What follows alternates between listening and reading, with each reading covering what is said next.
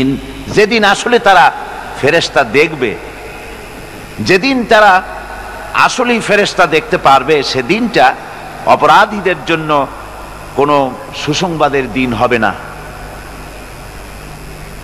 ফেরেশতা যদিন তারা দেখতেই পারবে, ইয়াকুলুনা হিজরাম মাহজুরা, সেদিন তারা চিৎকার মেরে বলবে আল্লাহ আশ্রয় চাই, এভাবে চিৎকার মারতে থাকবে যেদিন সত্যিই ফেরেশতা দেখবে।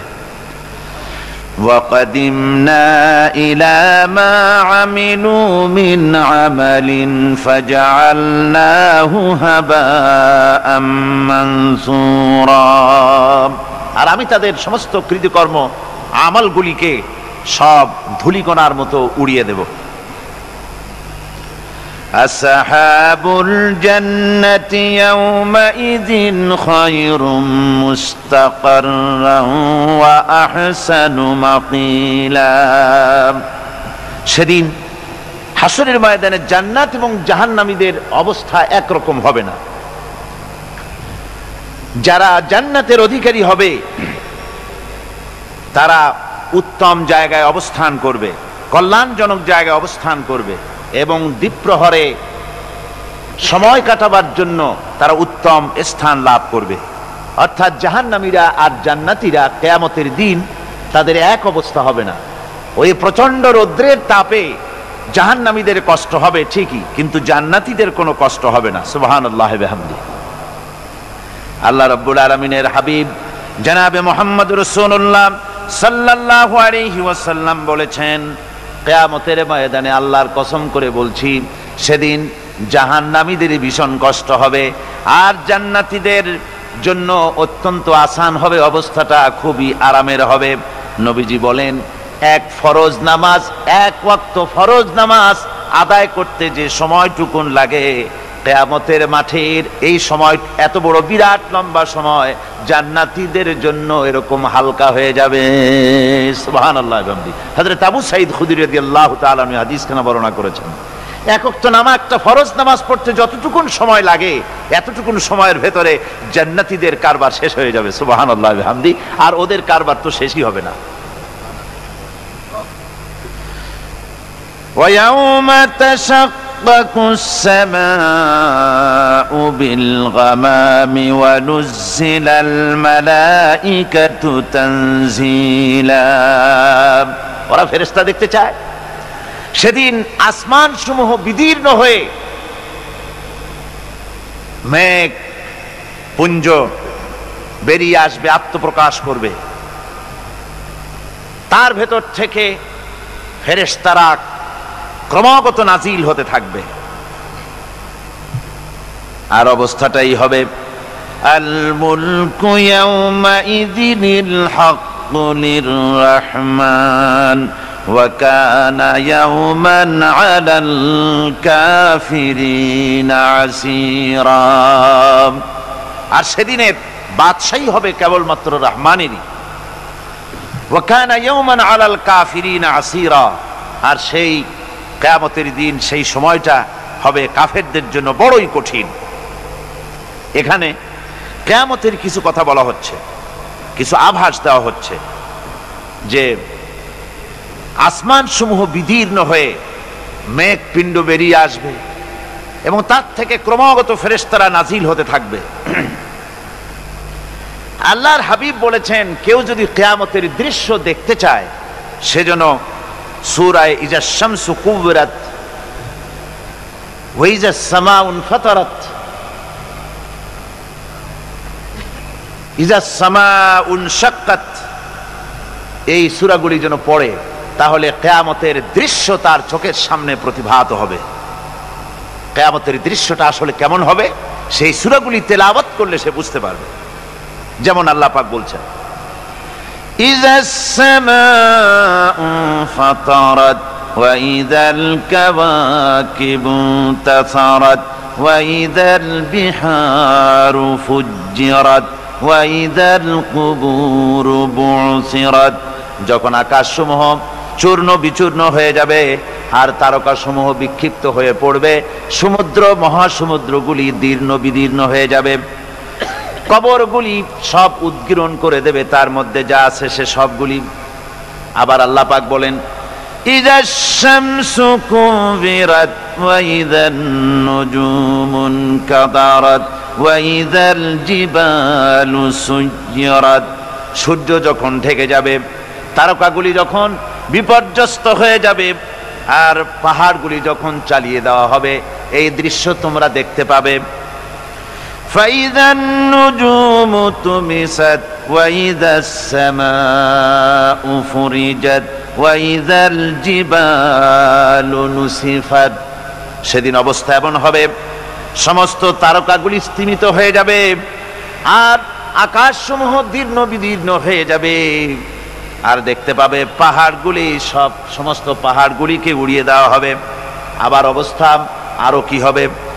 فإذا برق البصر وخسف القمر وجمع الشمس والقمر।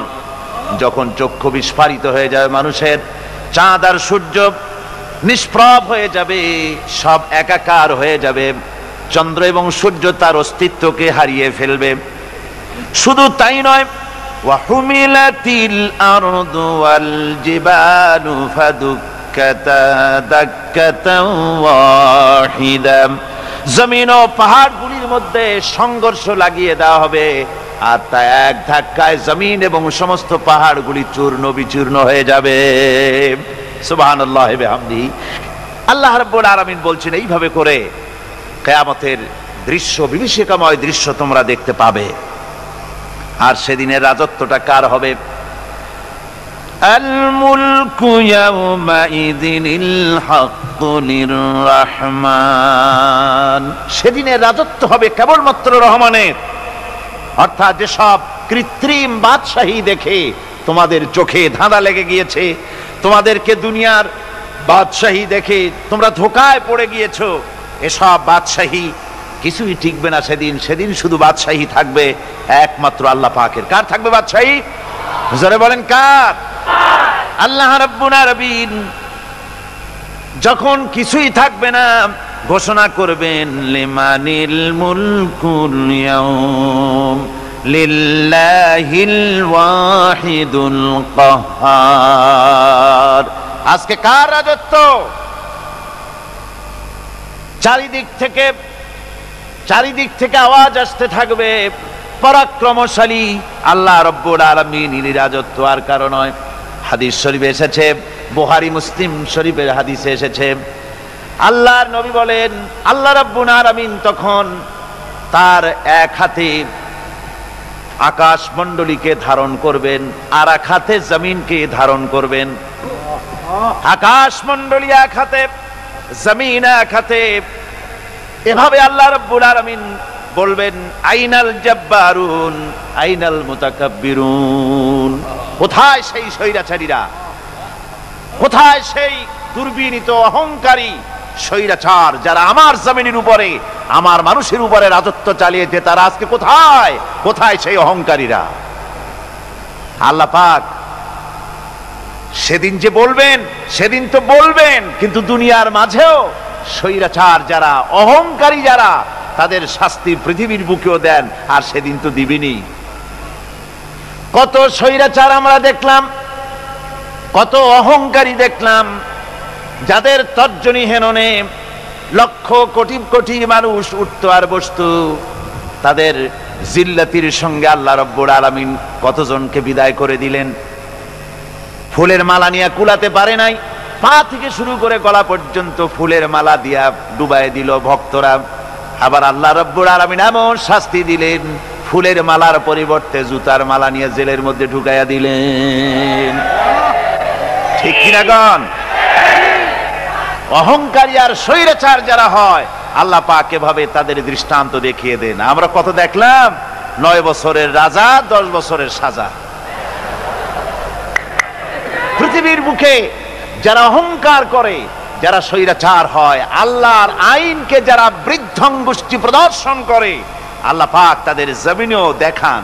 এখানে চূড়ান্ত ফয়সালা আল্লাহ করেন না, আসল ফয়সালার জায়গা তো আছেই, তবে এখানে নমুনা দেখায় দেন। কিন্তু মুশকিল হচ্ছে, ইতিহাসের সবচাইতে বড় শিক্ষা হলো, ইতিহাস থেকে মানুষেরা শিক্ষা গ্রহণ করে না। একজনে যে কাম করে বিপদে পড়ে, আর একজন এসে আবার সেই পথেই অগ্রসর হয় নিশ্চিত মৃত্যুর পথে। আমার বন্ধুগণ, আল্লাহ পাক বলছেন সেই দিন আমার রাজত্ব হবে, আর কারো রাজত্ব হবে না। ওয়াকানা ইয়াওমান আলাল কাফিরিনা আসীরা।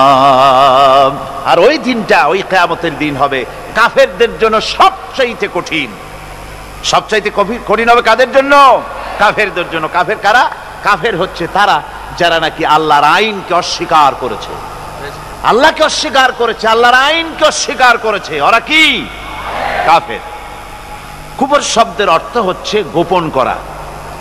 এই জন্য অন্ধকার রাতকে আরবিতে কাফের বলা হয়েছে, অর্থাৎ যা সব জিনিসকে অন্ধকার দিয়ে ঢেকে দেয়।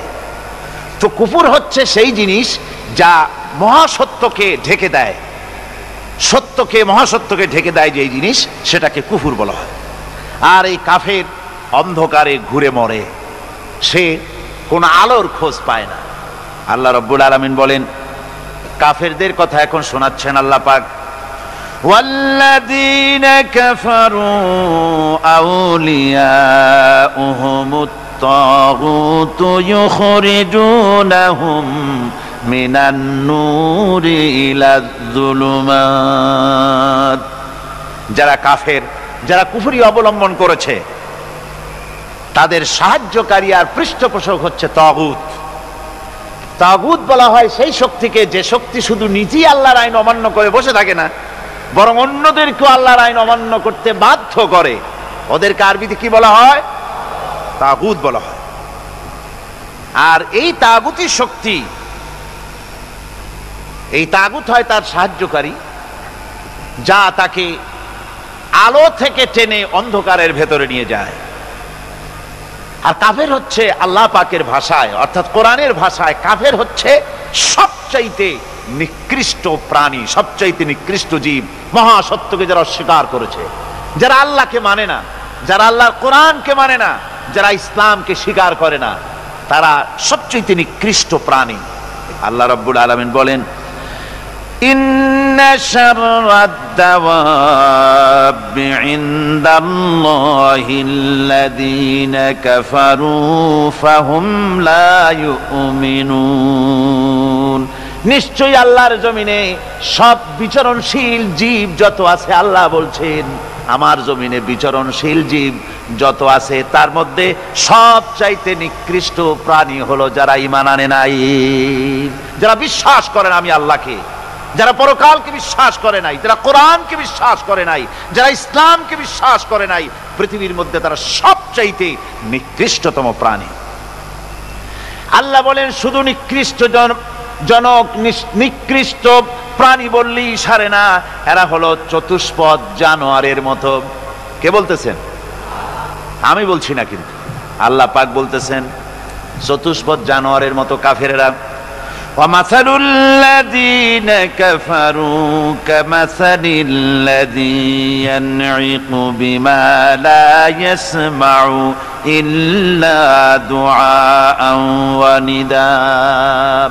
এই কাফেরদের দৃষ্টান্ত হচ্ছে সেই রাখালের মতো, যে রাখাল তার পশুদেরকে ডাকে, আর ওই পশুরা একটা ডাক শোনে মাত্র, কিন্তু কি যে বলে তা তো পশুতে বোঝে না। কথা বুঝতে পেরেছে? সুম্মুন বুকুমুন উমিয়ুন ফাহুম লা ইয়াকিলুন। এরা বোবা, এরা বধির, এরা অন্ধ, এ কারণেই কোনো কথা বোঝে না। এরা চতুষ্পদ জানোয়ারের চাইতেও নিকৃষ্ট, যাদেরকে আমি আল্লাহ বলেন, যাদেরকে আমি চোখ দিলাম, চোখ থাকতে হক দেখলো না, সব দেখলো। হক দেখে নাই চোখ দিয়া, এই চোখ দিয়া সব দেখলো। নারীর সৌন্দর্য উপভোগ করলো, আর নারীর অঙ্গ প্রত্যঙ্গ নিয়ে নানা ধরনের গল্প লিখলো, কবিতা লিখলো, কিন্তু এই সৌন্দর্য যিনি দিলেন তারেও চিনল না। আছে না কত কবি আমাদের দেশে? আমার দেশের সেই কবি জাতীয় পুরস্কার পায় যে কবি নারীর বিশেষ বিশেষ অঙ্গ নিয়ে বেশি করে নির্লজ্জ কবিতা লিখতে পারে, ওই হলো সবচেয়ে বড় কবি। আমার বন্ধুগণ, একজন বুজুর্গ ব্যক্তি, তিনি পথ দিয়ে যাচ্ছিলেন। তো সে পথে এক সুন্দরী যুবতী মেয়েকে দেখে সেই যুবতী মেয়ের দিকে এই বুজুর্গ ব্যক্তি এক নজরে তাকায় আছে। তখন এই ঘটনাটাকে কবি এভাবে লিখতেছেন সাজায়, একদা সুখদায়ক প্রমোদা বদন দর্শন করিব ঝরিল নয়ন, হেসে কহে সে রূপসী সবিস্ময় মন, কহ দেখি মহাশয় কহ কি কারণ, বিষয় বিরাগী তুমি ভুবনে প্রচার, কি হেতু জন্মিল তব মানস বিকার, সামান্য ললনারূপ করি দর্শন, উচিত না হয় তব অশ্রু বরিশন। বুজুর্গ ব্যক্তি ওই মহিলার দিকে তাকিয়ে তাকিয়ে কাঁদতেছেন। সুন্দরী মহিলা বলেন, আল্লাহর বুজুর্গ বান্দা, আপনি এলাকার ভিতরে বুজুর্গ এবং পীর হিসাবে, বুজুর্গ ব্যক্তি হিসাবে আপনি বিখ্যাত। আজকে আমাকে এখানে দেখে আপনি আমার দিকে তাকায় আমার রূপ উপভোগ করতেছেন আর কাঁদতেছেন। আপনার মতো সংসার বিরাগী মানুষ আমার মতো একটা সুন্দরী মেয়েকে দেখে এভাবে কাঁদা ঠিক না। বুজুর্গ ব্যক্তি বলছেন, হেসে কহিলাম বালে করহ শ্রবণ, নেত্র ঝরে তবু হেতু ভেব না এমন, যে শিল্পী রচিল ওই সুধাংশু বদন, তাহার তরে ঝরে নেত্র নয়নে জীবন। ও আল্লাহর বান্দি, আমি তোমাকে দেখি কান্দি না, আমার চোখে পানি বেরিয়ে গেছে। তোমারে দেখে আমি মনে মনে ভাবলাম, এত সুন্দর করে যিনি মানুষ বানিয়েছেন না জানি ওই আল্লাহ রব্বুল আলামিন কত বড় সুন্দর। আমার ভাইরা, সুতরাং চোখ থাকতে ওরা আল্লাহ রাব্বুল আলামিনের কুদরত ওরা দেখে নাই, কান থাকতে কোরআনের আওয়াজ ওদের কানের মধ্যে ঢোকে নাই, বিবেক থাকতে আল্লাহর দ্বীনকে বুঝতে পারে নাই, চিন্তা করতে পারে নাই। আল্লাহ রাব্বুল আলামিন বলেন, উলাইকা কাল্লানাম, এরা হলো চতুষ্পদ জানোয়ার, বালহুম আদাল, শুধু জানোয়ার না, জানোয়ারের চাইতেও নিকৃষ্ট। এমনই জানোয়ার, আল্লাহ বলেন শুধু জানোয়ার না, জানোয়ারের মতো শুধু খায় জনমের মতো। ওয়াল্লাযীনা কাফারু ইয়াতামাত্তাউনা ওয়া ইয়াকুলুনা কামা তাকুলুল আনআম। এই কাফেরগুলির কাম শুধু ফুর্তি করা, গান বাজনা, নাটক, গল্প, এই সব কাজ তাদের। নামাজ নাই, রোজা নাই, আল্লাহর চিন্তা নাই, তাহাজ্জুদ নাই, পরহেজগারি নাই, শুধু গান আর নাচ। দেখেন না ফুর্তি। এই যে 1 জানুয়ারি রাত 12টার সময় আমার ঘুম ভেঙে গেল, এই যেখানে আমি ছিলাম, বিকট আওয়াজ। আমি মনে করলাম পাশের বাড়ি বুঝি ডাকাত পড়ছে। পরে বাড়িওয়ালা আমাকে বললেন যে ডাকাত না, বোধহয় এই নিউ ইয়ার সেলিব্রেট হচ্ছে, নতুন বৎসর উদযাপন হচ্ছে, বোমা দিয়ে শহরবাসীর আরামের ঘুম হারাম করে এগুলি করা হচ্ছে। এ তো গেল 1 জানুয়ারি। আর যখন আমাদের নিজেরটা যখন আসে, অর্থাৎ 1 বৈশাখ, তখন দেখছেন অবস্থা 1 বৈশাখে। এবছর আমাদের দেশে 1 বৈশাখে ঢাকায় যে দৃশ্য আমি টিভির মধ্যে দেখলাম, তাতে আমার মনে হয়নি যে 12 কোটি মুসলমানের দেশে রাজধানীতে এই দৃশ্য হচ্ছে। আমার মনে হচ্ছিল এটা বুঝি কলকাতা অথবা অন্য কোনো শহর হবে। আমি দেখলাম সমস্ত যুবক যুবতী, নারী পুরুষ, বিভিন্ন বয়সের লোক সব একসঙ্গে রাস্তায় নেমেছে, নাচতেছে। তার মধ্যে বুদ্ধিজীবী আছে, শিক্ষিত লোক আছে, সমানে নাচতেছে।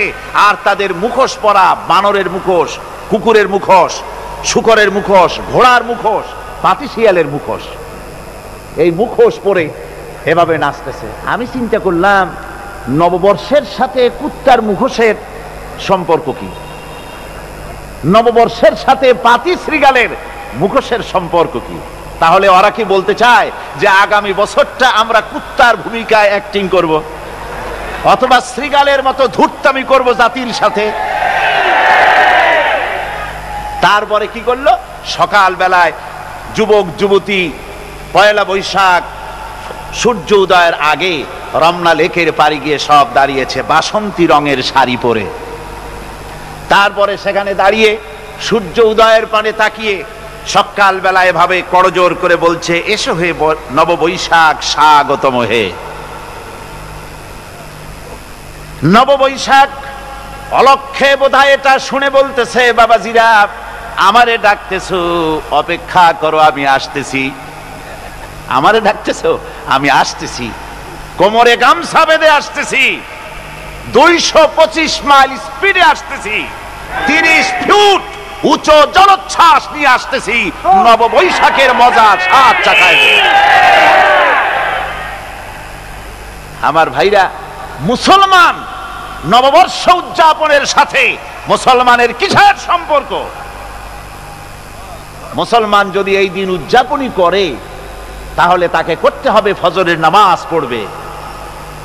মুসলমান নববর্ষ উদযাপন করবে, ফজরের নামাজ পড়বে, তারপরে কোরআন শরীফ তেলাওয়াত করবে, দরুদ শরীফ পড়বে, আল্লাহর দরবারে হাত তুলে বলবে, রব্বুনা রাব্বিন, একটি বছর পার করে দিলাম, নাফরমানি ছাড়া কিছুই তো করি নাই, বিগত বছরে যা করেছি মাফ করে দাও, আগামী বছরটা গোটা জাতি আর দেশের জন্য কল্যাণকর মঙ্গলময় করে দাও। এটাই তো বলা উচিত ছিল নাকি বলে? তা না করে, তা না বলে, বৈশাখের পরিচালককে না ডেকে সরাসরি বৈশাখকে আহ্বান করা হয়েছে। আর বৈশাখ আহ্বান করার মজা জনমের মতো দেখাই দিয়েছে। আল্লাহ রাব্বুল আলামিন তাই বলেন, কাফেররা তাদের কাজ হলো শুধু খাওয়া, তারা এমন খাওয়া খায় জনমের মতো খায়।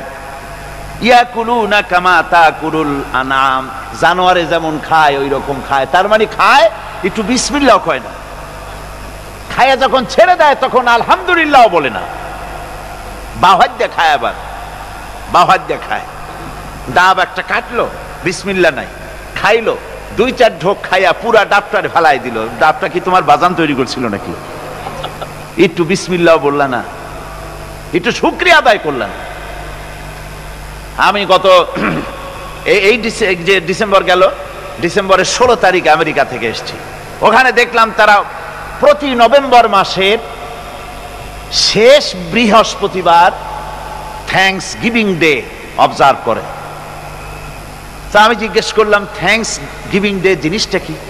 ওরা বলল, এটা হচ্ছে এই যে গড আমাদেরকে সারা বছর ভালো খাওয়াইছে, আমাদেরকে ভালোভাবে পড়াইছেন, সুন্দর রেখেছেন, এই জন্য আমরা গডকে থ্যাঙ্কস দেই নভেম্বরের এই শেষ দিনটিতে। সারা বছরের ভালো খাইছি, ভালো থাকছি, এই জন্য গভর্নমেন্টকে মানে গডকে থ্যাঙ্কস দিলাম। আমি আমার আলোচনায় সেখানে বললাম যে দেখেন, রাশিয়ার সাথে আমেরিকার পার্থক্য তো এখানে, ওরা গডকে অস্বীকারই করেছে, গডই মানে না। আর এরা গডের নামাজ রোজা বা ইবাদত কিছু করুক আর না করুক, গডের অন্তত একটা ধন্যবাদ দেয়। ওরা ওদের ডলারে লিখেছে, ইন গড উই ট্রাস্ট, প্রত্যেকটা ডলারে লেখা আমরা গডে বিশ্বাস করি। তো শুকর আদায় করলে তো আল্লাহ বাড়িয়ে দিবেন।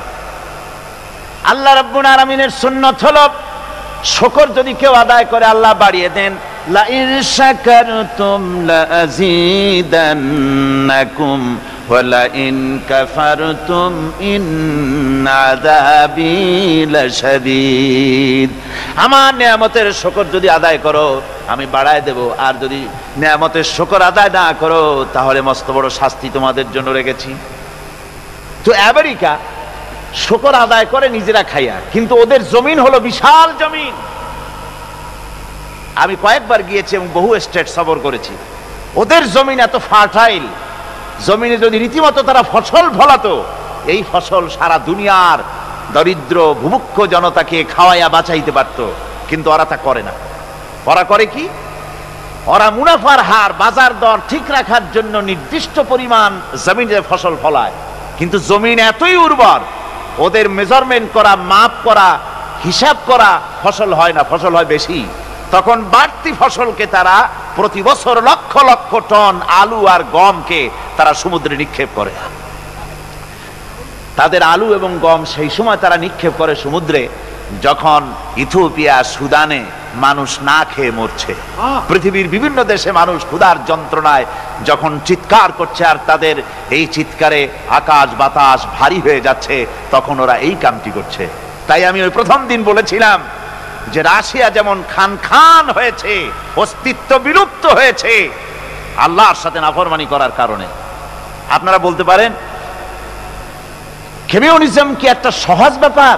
একটা বিরাট শক্তি, পৃথিবীর বুকে কত দেশ তারা ডমিনেট করতেছিল, কোনো যুদ্ধ নাই, কোনো রক্তপাত নাই, বিনা ধাক্কায়, বিনা বাতাসে, বিনা ঝড়ে বিশাল মহিরুহু চিৎপটাং। এটা হলো কেন? কেন হলো রাশিয়ার এই দশা? আমি লালদিঘির ময়দানে বলে গেছিলাম, আমি চিন্তা করে যেটা পাইছি সেটা হচ্ছে এই, দুনিয়ার সমস্ত মতবাদ আল্লাহকে কোনো না কোনো প্রকারে স্বীকার করে। তার কথা মানুক আর না মানুক, আছে একটা কিছু, এতটুকুন বলে যে আল্লাহ আছেন বা গড আছে বা একটা কিছু আছে। কমিউনিজম, সমাজতন্ত্র হলো পৃথিবীর একমাত্র নিকৃষ্ট মতবাদ, যে মতবাদ সরাসরি আল্লাহকে অস্বীকার করেছে, বলেছে আল্লাহ নাই, দেয়ার ইজ নো গড। তারা ধর্মকে আফিম বলেছে। আল্লাহ পাক তাই কোন যুদ্ধ ছাড়া, কোন মারামারি ছাড়া, কোন রক্তপাত ছাড়া এই বিশাল শক্তিকে ফুৎকারে উড়িয়ে দিলেন, তুলার মতো হয়ে, গোটা রাশিয়া তুলার মতো হয়ে, পেঁজা তুলা, ধোনা তুলার মতো হয়ে সব উড়ে চলে গিয়েছে, অস্তিত্ব বিলুপ্ত হয়ে গিয়েছে। কিন্তু আমাদের দেশের খুচরা কমিউনিস্টরা এখনো স্বপ্ন দেখে। ওই যে কালকে বলেছি, তারা বলে কলমের খোসা এটা এখনো নষ্ট করা যাবে না, এটা এখনো চালু করা হবে, এখনো চীনে আছে, এখনো কিউবায় আছে। ওই কিউবা থেকে, চীন থেকে ফিদেল কাস্ট্রোর একটু আওয়াজ শোনে, চীন থেকে মিস্টার ব্যাং না কি জানি না, ব্যাং, এর আওয়াজ শোনে, আর তাই মনে করে এ বুঝি সমাজতন্ত্রের বিজয়ের গান। না, চীন থেকে আর কিউবা থেকে যে আওয়াজ আজকে উঠতেছে, এ আওয়াজ সমাজতন্ত্রের বিজয়ের আওয়াজ নয়, এটা হলো সমাজতন্ত্রের মরণ যন্ত্রণার গোঙানির আওয়াজ। কাজী এরা দুনিয়ার বুকে শুধু আনন্দ এবং ফুর্তি করে, আল্লাহর হককে, আল্লাহকে চিনতে তারা ব্যর্থ হয়েছে। আল্লাহ রাব্বুল আলামিন বলেন, অবিশ্বাসীদের কৃতকর্ম, তাদের কাজগুলি, তাদের কর্মফল সব নিষ্ফল হয়ে যাবে। ওয়াল্লাযীনা কাফারু আ'মালুহুম কাসারাবিন বিকিআতিন ইয়াহসাবুহুল যামআনু মা। আল্লাহ পাক বলেন, কাফের যারা, অবিশ্বাসী যারা, যারা আমাকে অস্বীকার করেছে, অবিশ্বাস করেছে, তাদের আমলগুলি হলো মরুভূমির মধ্যে মরীচিকার মতো। মরুভূমির মরীচিকা, মানুষ যখন মরুভূমির ভিতর দিয়ে যায়, পানির পিপাসা লাগে, দূরে দেখে পানি চিকচিক করতেছে, আর ওই মরীচিকা যেটাকে সে পানি মনে করেছিল, হাত্তা ইযা জাআহু লাম ইয়াজিদহু শাইআ, যেটাকে সে পানি মনে করে ছুটতেছিল, যখন কাছে গেল, আল্লাহ পাক বলেন কিছুই সেখানে পায় না, শুধু মরীচিকা, বালু আর বালু। এরকম করে যারা আমার দিনকে অস্বীকার করেছে, আমাকে অস্বীকার করেছে, তারা যত ভালো কাজ করুক আর যাই করুক না কেন, তাদের কৃত কর্মগুলি এভাবে সব নিষ্ফল। এ হলো এক কথা। 2 নম্বরের কথা হলো, ওরা মনে করেছিল সমাজতন্ত্র শান্তি দেবে, কমিউনিজম শান্তি দেবে, সোশ্যালিজম শান্তি দেবে, ক্যাপিটালিজম শান্তি দেবে। এই শান্তির চিন্তা করে অগণিত মানুষকে হত্যা করে সমাজতন্ত্রের রাজত্ব যখন কায়েম করলো, 70 বছর চলে গেল, তারপরে তারা দেখলো হাত্তা ইযা জাআহু লাম ইয়াজিদহু শাইআ, কিচ্ছুই পেল না। তারা ক্ষুধার যন্ত্রণায় মরলো, কাপড় নাই, খাবার নাই। তারা ওই রাশিয়া থেকে, চেকোস্লোভাকিয়া থেকে, যুগোস্লাভিয়া দিয়া, রোমানিয়া থেকে, হাঙ্গেরি এবং পোল্যান্ড আর মঙ্গোলিয়া থেকে, সেখানে সমাজতন্ত্র তাড়াতে আমরা যাই নাই। আমরা সেখানে সমাজতন্ত্রের বিরুদ্ধে তাফসীর করি নাই, ব্যাখ্যা করি নাই, বক্তব্য রাখি নাই। ওই সব দেশ থেকে সমাজতন্ত্র তাড়াইছে কে? কারা তাড়িয়েছে? না না, ওরা নিজেরাই, সেই দেশের জনগণই এটাকে উৎখাত করেছে তাদের জমিন থেকে।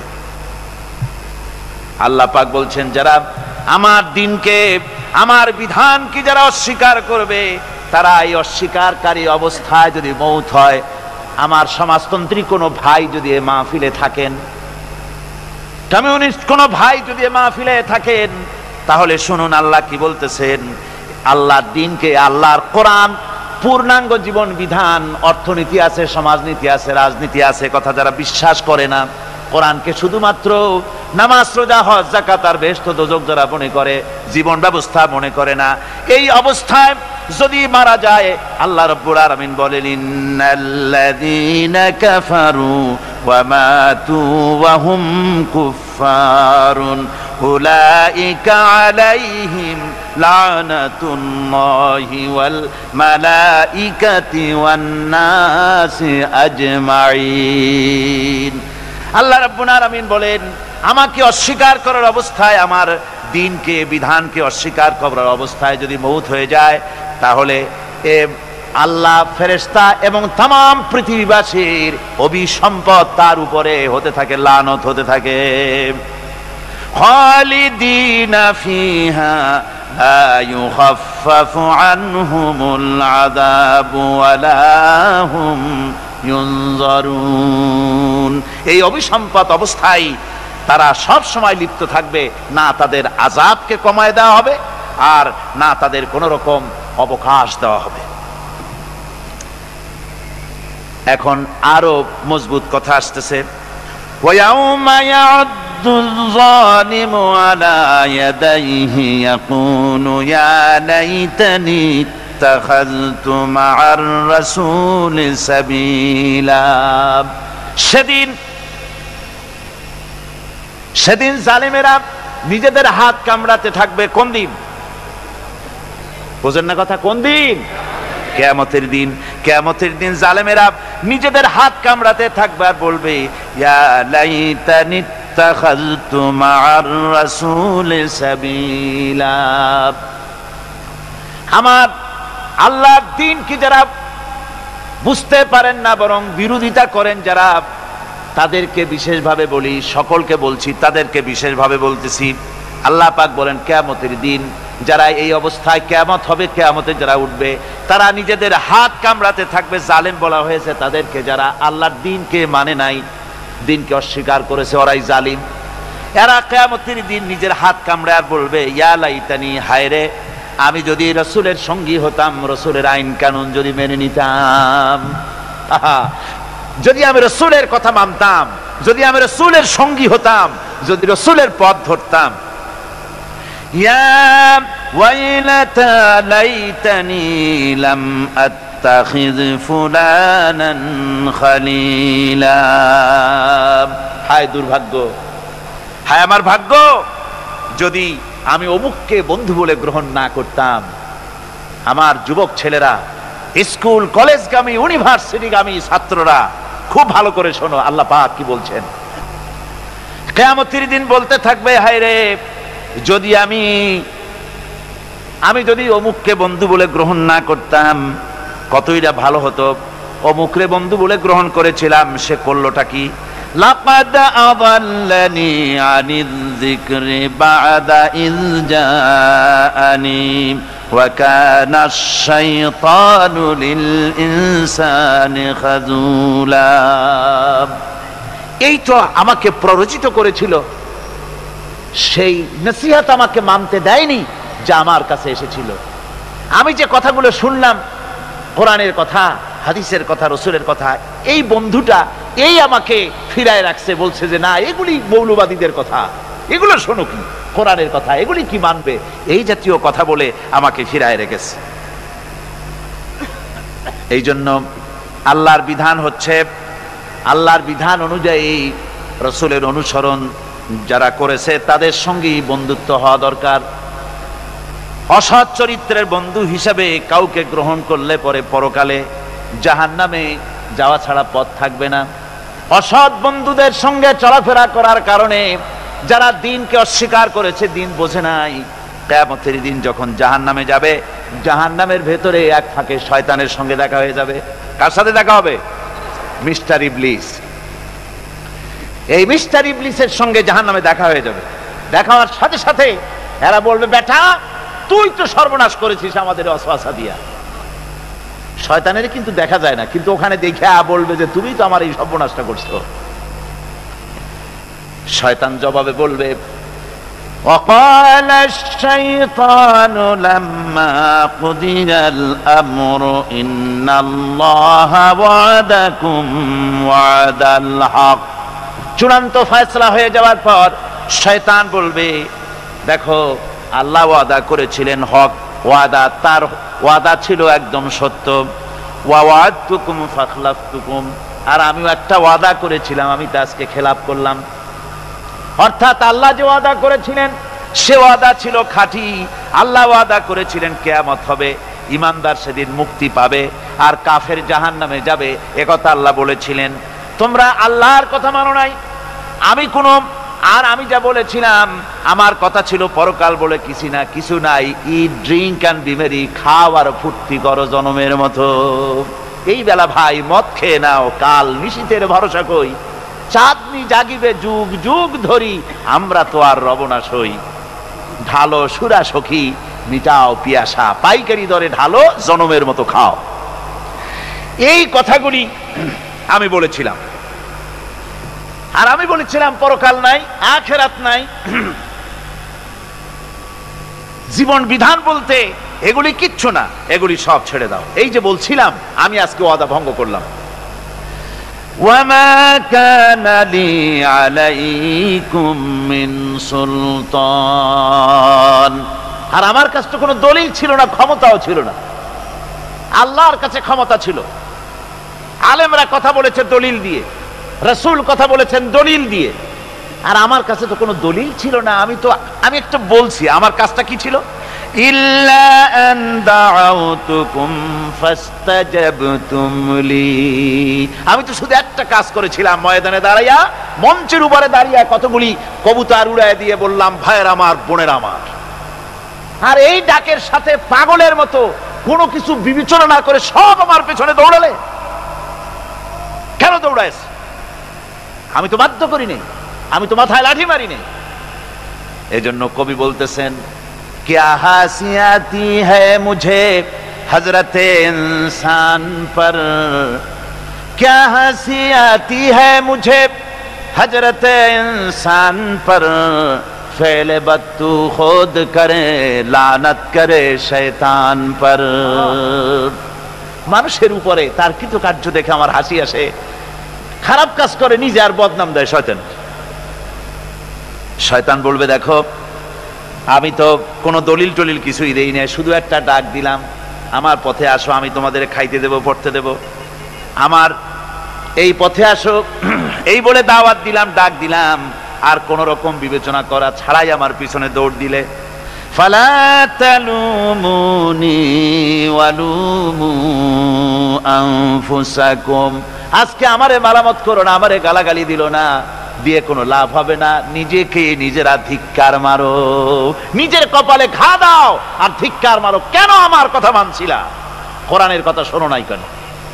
একটু জোরে সরে দরুদ শরীফ পড়েন। সালাতুন ইয়া রাসূলুল্লাহ আলাইকুম, সালামুন ইয়া হাবিবাল্লাহ আলাইকুম। তাড়াতাড়ি করেন।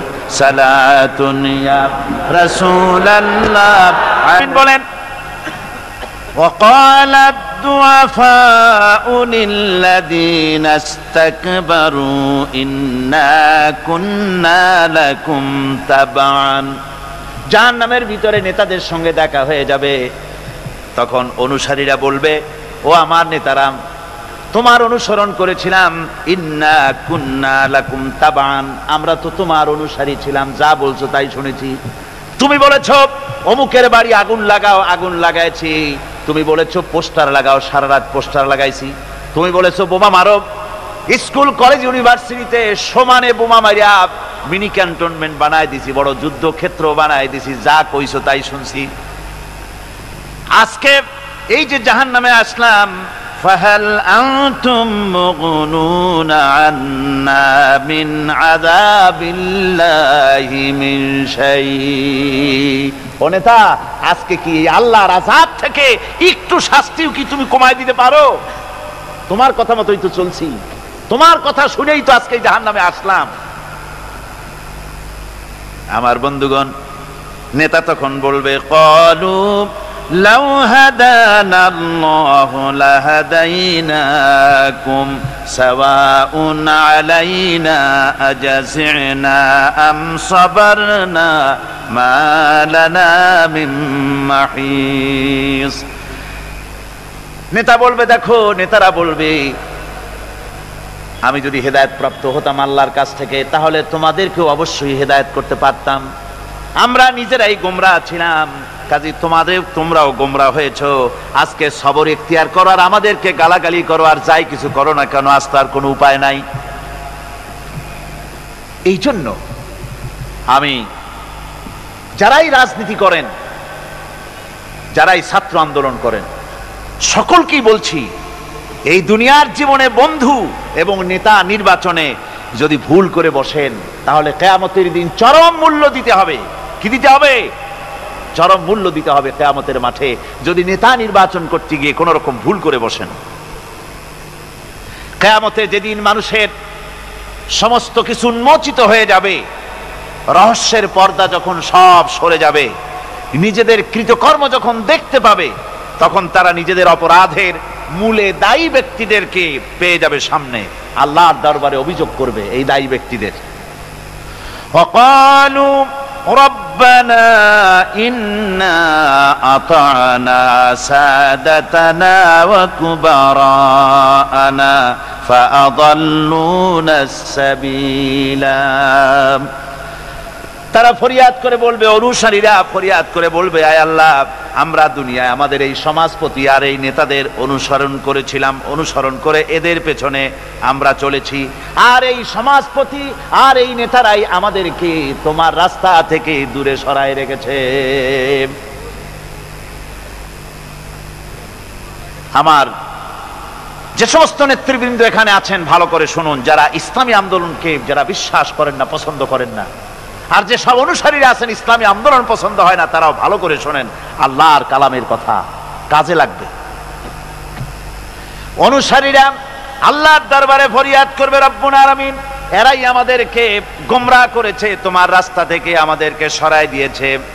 হে আমাদের রব, রব্বানা আতিহিম দিফাইন মিনাল আযাবি ওয়ালআনহুম লানান কাবীরা।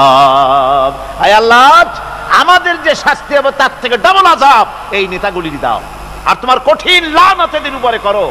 এরা আমাদেরকে গোমরাহ করেছে, তোমার রাস্তায় চলতে দেয় নাই। এরা মাঠে ময়দানে বক্তৃতা করেছে, আমরা মিটিং এর আয়োজন করেছি, আসরে রক্ত চলে যায়, মাগরিবে রক্ত চলে যায়, নেতা একবারের জন্য বলে নাই আজান দাও আমরা সবাই নামাজ পড়ি। বলে? জোরে বলেন, বলে?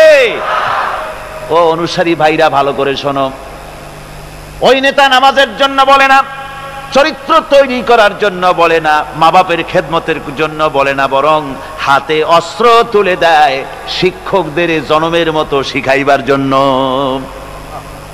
সমস্ত কলেজ ইউনিভার্সিটিগুলি সব এখন মিনি ক্যান্টনমেন্ট। ইউনিভার্সিটি সহ প্রায় 180টার মতো শিক্ষাঙ্গন, শিক্ষা প্রতিষ্ঠান সন্ত্রাসের কারণে বন্ধ। একটা একটা করে একটু একটু খুলতেছে, সব সন্ত্রাসের কারণে। আর এই সন্ত্রাস কারা করছে? কারা অস্ত্র দিতেছে? ছেলেরা, তোমরা বুঝতে পারো নাই, তোমাদের হাতে কলম শোভা পায়, তোমাদের হাতে বই শোভা পায়, তোমাদের হাতের কলম তুলে নিয়ে হাতে যারা স্ট্যান্ড গান তুলে দেয়, তারা তোমাদের বন্ধু নয়, নেতা নয়, বরং তারা তোমাদের জীবনের দুশ্মন। এগুলি কি জোরে কন? জীবনের দুশ্মন। ঢাকা বিশ্ববিদ্যালয়, অনেকে গর্ব করে বলেন এটা হলো প্রাচ্যের অক্সফোর্ড। হতে পারে, ছিল একসময়। এখন সেই প্রাচ্যের অক্সফোর্ড এখন হয়েছে ছোট্ট একটি ক্যান্টনমেন্ট। ওই ইউনিভার্সিটির সামনে দিয়া লোকেরা যাতায়াত করতো, আগে আনন্দে বুক ফুলে উঠতো, আমার শ্রেষ্ঠ বিদ্যাপীঠ, এখানেই আমার লেখাপড়া হয়, কত ছেলে এখান থেকে প্রেসিডেন্ট হয়, প্রধানমন্ত্রী হয়, কত কিছু হয়। আর এখন ওই ইউনিভার্সিটির সামনে দিয়ে যাওয়ার সময় মানুষ যখন যায়, যদি রিকশায় থাকে, রিকশা ড্রাইভারকে বলে, বাবা জোরে চালা, বকশিস দেব। আর যদি পায়ে হাঁটে তো দ্রুত গতিতে দৌড় মারে, আর আয়াতুল কুরসি পড়ে বোতাম খুলে জোরে জোরে বুকে ফু মারে, আর বলে যে আল্লাহ এই ছাত্রদের সঙ্গে যেন দেখা না হয়। আমার ভাইজান আল্লামা হযরত মাওলানা সৈয়দ কামালউদ্দিন জাফরি মদ্দজিল্লুল আলী আমাকে বলছিলেন যে আসলে কোরআনের আয়াত দিয়ে আমাকে বলছিলেন যে ঢাকা বিশ্ববিদ্যালয় এর চতুর্দিকে একটা বড় প্রাচীর তৈরি করা উচিত, যেমন ইয়াজুজ মাজুজের জন্য প্রাচীর তৈরি করা হয়েছিল। কোরআন শরীফে আছে। ইয়াজুজ মাজুজের জ্বালায় যখন এলাকার লোক টিকতে পারে না, তখন জনগণ বলেছিল ইয়া যাল কারনাইন, আমরা আপনাকে সাহায্য করব, খরচ দেব, সরকারি খরচ আর আমাদের খরচ নিয়ে একটা প্রাচীর করে দেন যে ইয়াজুজ মাজুজরা যেন বাইরে যেতে না পারে। আজকে অবস্থা কি হয়েছে, পুলিশ পর্যন্ত হয়রান, ওদের মার দেখা পুলিশ বাবারে মা কই দৌড় দেয় আরেক দিকে। সুতরাং আজকে কিয়ামতের দিন এই উপায় থাকবে না। আল্লাহ পাক এখানে অনেক সেলুট পাওয়া যাবে, এখানে দেখেন না বাঁচলেও সেলুট, আবার যখন মরার পরে রাষ্ট্রপ্রধান মরছে অথবা তার পাশাপাশি কেউ মরছে, কামানবাহী শকটে করে নিয়ে যায় আর্মিরা লেফট রাইট করতে করতে। কামানবাহী শকট নিয়ে যাও কি ফেরেশতারে ভয় দেখাবার জন্য? এরপরে কবরের মধ্যে থুয়ে আবার তোপ দাগায়, কামান দাগায়, বিরাট বিরাট আওয়াজ করে আর বিরাট জোরে সেলুট মারে। মিয়ারা তোমরা সেলুট মারতেছো হাত দিয়া, ফেরেশতারা কি দিয়া মারবে তা তো তুমি জানো না। আমরা বহুত দেখছি, কত দেখলাম। ফুলের মালা আর ফাঁসির রশি খুবই পাশাপাশি, বেশি দূরে না। আমার বন্ধুগণ, কোরআনে কারিমে আল্লাহ রাব্বুল আলামিন বলেন এই নেতারা কিয়ামতের দিন অনুসারীরা বলবে, কাফেরেরা বলবে ওয়াকালাল্লাযীনা কাফারু রাব্বানা আরিনাল্লাযীনা আযাল্লানা মিনাল জিন্নি ওয়াল ইনস। কাফেরেরা বলবে, অর্থাৎ মহাসত্যের অমান্যকারীরা, তারা বলবে হায় আল্লাহ আমাদের দেখায় দাও জেনেদের ভিতর থেকে আর মানুষের মধ্য থেকে আমাদেরকে গোমরা করলো কারা। নাজআলহুমা তাহতা আকদামিনা লিয়াকুনা মিনাল আসফালিন। আমরা আজকে তাদেরকে পদদলিত করব যাতে তারা নিচে পড়ে থাকে। আমার ভাইয়েরা, এই জন্য আল্লাহ ভীরুদের বন্ধু এবং নেতা নির্বাচন করতে গিয়ে খবরদার ভুল করবেন না। কোরআনে কারীম থেকে আমি আপনাদের সামনে পেশ করতেছি, আল্লাহ ভীরুদের সঙ্গে মহব্বত যদি করেন এই মহব্বত টিকে থাকবে, আর যদি আল্লাহ ভীরু মুত্তাকি লোক ছাড়া অন্যদের সঙ্গে যদি মহব্বত হয় এই মহব্বত টিকবে না, বরং শত্রুতায় পরিণত হয়ে যাবে। কিয়ামতে এটা কি হবে? শত্রুতায় পরিণত হয়ে যাবে। কোরআনে কারীম বলছে আল আখিল্লাউ ইয়াওমাইযিন বা'দুহুম লিবা'দিন আদুউন ইল্লাল মুত্তাকিন। আল্লাহ ভীরু মুত্তাকি ব্যতীত সকল বন্ধু সেদিন শত্রুতে পরিণত হয়ে যাবে, আর সেই দিন কেউ কারো সাহায্যও পাবে না। এরপরে যখন দেখবে যে নেতাও আযাব কমাইতে পারলো না, খালি খালি শয়তানকেও গালাগালি দেওয়া হবে, নেতাদেরও গালাগালি দিয়ে টিয়া আযাবে অস্থির হয়ে গিয়ে অসহ্য হয়ে গিয়ে তখন সবাই মিলে বলবে, নেতাও বলবে আর ওই কি কয় অনুসারীরাও বলবে রব্বানা আখরিজনা না'মাল সালিহান গায়রাল্লাযী কুন্না না'মাল। হায় আল্লাহ রাব্বুল আলামিন, মেহেরবানি করে আমাদেরকে এখান থেকে একটু বের করে দাও। এইবার যদি জমিনে যেতে পারি তাহলে যা করেছি তার বিপরীত করব, অর্থাৎ যত খারাপ কাজ করেছি আর করব না, এবার ভালো ভালো কাজ করব। দয়া করে জমিনে আবার পাঠায় দাও, আমাদের এই আযাব আর সহ্য হয় না। আল্লাহ পাক বলবেন আওয়ালাম নুআম্মিরুকুম মা ইয়াতাযাক্কারু ফি, তোমাকে কি আমি হায়াত দিয়েছিলাম না, লম্বা হায়াত পেয়েছিলে, তার ভিতরে ইচ্ছে করলে ভালো ভালো কাজ তোমরা করতে পারতে, তা যখন করো নাই এখন আর ফিরে যাওয়ার পথ নাই, দুনিয়ায় ফিরে যেতে পারবে না।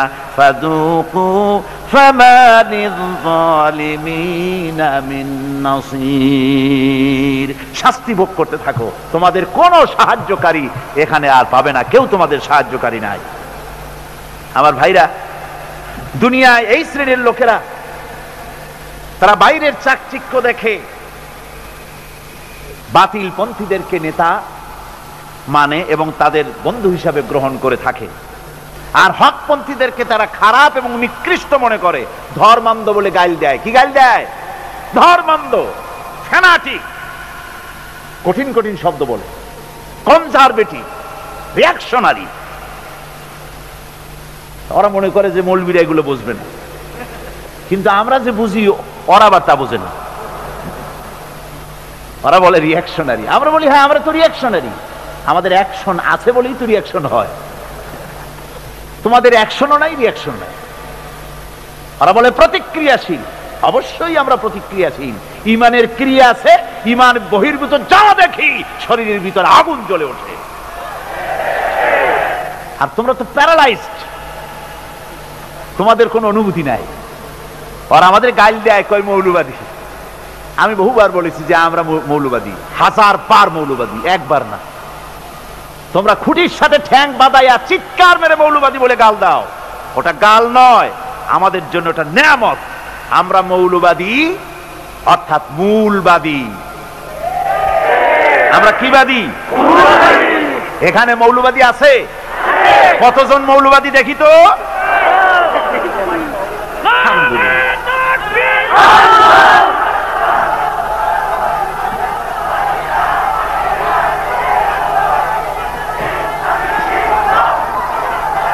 আমার ভাইয়েরা, মৌলবাদী হচ্ছে মূলবাদী। বসেন বসেন বসেন। আমরা যখন মিলাদ শরীফ পড়বো, সালাতু সালাম পড়বো, তখন কোমর সোজা করবেন, এর আগে না। বসেন। আমার আলোচনা ছিল লম্বা, কিন্তু আমি তাড়াহুড়ো করতেছি, খুব খাটো করতেছি, কিন্তু এত গুরুত্বপূর্ণ, এত গুরুত্বপূর্ণ যে কোনটা ছাড়বো আর কোনটা বলবো দিশা করতে পারছি না। আমার বন্ধুগণ, আমরা মূলবাদী। মূলবাদী হচ্ছে যারা মূলে আছে, গোড়ায় আছে। আমরা আছি গোড়ায়। কোরআন হাদিস আর আল্লাহ রসুল হলো মূল। মূল কি? কোরআন হাদিস। মূল হলো আল্লাহ রসুল। মূল কি? আমরা সব মূলবাদী, মূলে আছি। আর আমাদের যারা মৌলবাদী বলে ওরা হলো আগাবাদী। ওরা কি বাদী? আগাবাদী। মূলের জোর বেশি না আগার জোর বেশি? মূলের জোর বেশি। সুতরাং আগায় বসিয়া বেশি নড়াচড়া করো না, চুপচাপ থাকো। বেশি নড়াচড়া করবা, আমরা গোড়া ধরে একটু নাড়া দেবো, ছিটকা গিয়া সেন্ট মার্টিন থুয়ে আরো দূর গিয়া পড়বা। যারা এই সমস্ত দিনদার ইমানদার লোকদেরকে যারা গালি দিল মৌলবাদী বলে, রক্ষণশীল ধর্মান্ধ বলে যারা গালি দিয়েছে, কিয়ামতের দিন তারা নিজেদেরকে তো ভালো মনে করে, আমাদের বলে মৌলবাদী, আর ওরা ভালো ফার্স্ট ক্লাস নাগরিক। ওরা নিজেদেরকে খুব সুপার কোয়ালিটি মনে করে। এখন সুপার কোয়ালিটি মনে করিয়া কিয়ামতে যাবে জাহান্নামে। কোথায় যাবে? এই জাহান্নামে গিয়া জাহান্নামের মারাত্মক পরিণতি দেখে তারপরে এদিক ওদিক তাকাবে, যেগুলারে মৌলবাদী বলে গালা দিয়েছিলাম সেগুলো কই? আল্লাহ পাক বলেন, ওয়াকালু মা লানা লা নারা রিজালান কুন্না নাউদ্দুহুম মিনাল আশরার। ওরা এদিক ওদিক তাকাবে আর বলবে, যেগুলারে গালি দিছিলাম, নিকৃষ্ট বলতাম, যেগুলাকে ঘৃণা করতাম, সেই লোকগুলা কই? তাদেরকে তো দেখতেছি না।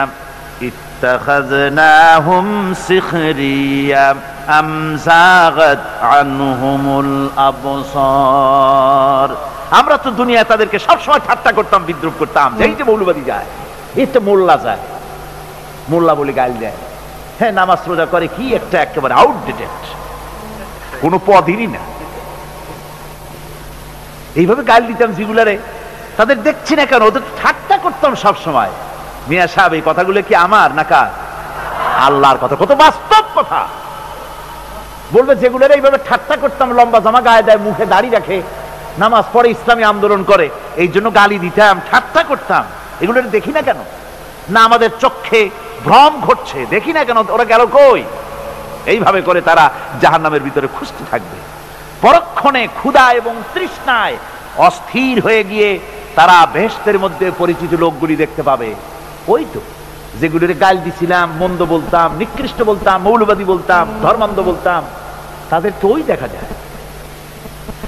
এরপরে জাহান্নামের ভেতরে বসে এই লোকগুলি কি বলবে? আল্লাহ পাক কোরআন শরীফে শোনায় দিলেন, ওরা পিপাসায় আর ক্ষুধার যন্ত্রণায় অস্থির হয়ে গিয়ে বলবে, ওয়ানাদা আসহাবুন নারি আসহাবাল জান্নাহ আন আফিদু আলাইনা মিনাল মা আও মিম্মা রাযাকাকুমুল্লাহ। জাহান্নামীরা চিৎকার দিয়ে ডেকে বলবে, ও জান্নাতীরা, আমরা দোজখে পড়ে ক্ষুধার জ্বালায় পিপাসার জ্বালায় শেষ হয়ে গেলাম, আল্লাহ তোমাদেরকে যে পানি দিয়েছেন, খাবার দিয়েছেন, ওর থেকে একটু খাবার আর একটু পানি আমাদেরকে নিক্ষেপ করো বা ঢেলে দাও। বেহেশতীরা তখন বলবেন, ক্বালু ইন্নাল্লাহা হাররামাহুমা আলাল কাফিরিন। শুনে রাখো, আল্লাহ রাব্বুল আলামিন কাফেরদের জন্য জান্নাতের এক ফোঁটা পানিও হারাম করে দিয়েছেন। তোমাদের জন্য আজকে এই জান্নাতের খাদ্য এবং পানীয় তোমাদের জন্য না, হারাম। এবার বেহেশতীরা বলবে, ওয়ানাদা আসহাবুল জান্নাতি আসহাবান নার। জান্নাতীরা জাহান্নামীদেরকে ডেকে বলবে, ও জাহান্নামীরা, আন ক্বাদ ওয়াজাদনা মা ওয়াদানা রাব্বুনা হাক্কান। আমরা আল্লাহ পাক যা ওয়াদা করেছিলেন সব ওয়াদা অনুযায়ী পেয়েছি। আল্লাহ বলেছেন দিন কায়েমের জন্য যদি কষ্ট করা লাগে কষ্ট করো।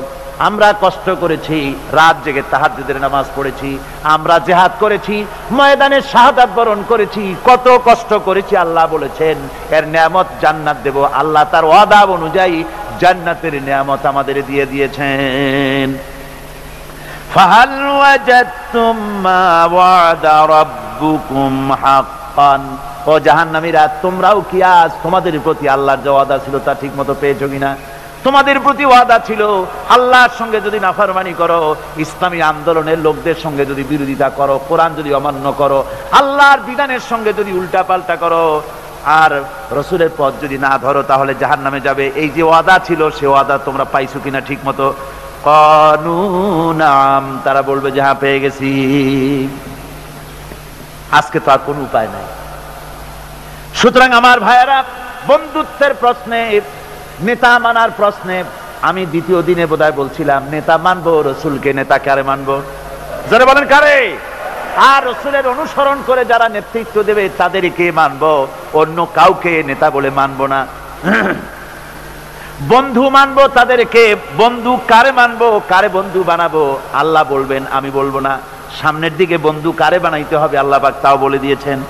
এখন আমি বলতে চাই, মহাসত্যের অস্বীকারী, খোদাদ্রোহী সন্তানের প্রতি ইমানদার পিতা যদি স্নেহের এতটুকুন দুর্বলতা দেখায়, আল্লাহ তাও বরদাস্ত করেন না। কথা বুঝতে পেরেছেন? খোদাদ্রোহী সন্তান, ইমানদার পিতা তার প্রতি এতটুকুন স্নেহ বাৎসল্য আল্লাহ বরদাস্ত করেন না। যেমন যেমন হযরতে নূহ আলাইহিস সালামের সময়, বন্যার সময় তার অবাধ্য সন্তান যখন চলে যেতেছিল, পিতৃস্নেহে তিনি তার ছেলেকে ডাকলেন। বন্যা শুরু হয়ে গেছে, ছেলেকে ডেকে বলছেন, ইয়া বুনাইয়ারকাম মা'না ওয়ালা তাকুম মা'আল কাফিরিন। বেটা আয় আয়, তাড়াতাড়ি আয়, জাহাজে ওঠ, আর কাফেরদের সাথে তুই যাস না। কিন্তু নাফরমান ছেলে পিতার নসিহত মানল না, বাপের কথা শুনল না। সে তখন বলল, সাআবি ইলা জাবালিন ইয়াসিমুনি মিনাল মা। আমি পাহাড়ের উপরে গিয়ে উঠতেছি, সেখানে গিয়ে আমি পানি থেকে আত্মরক্ষা করব, আমি আপনার সাথে যাব না।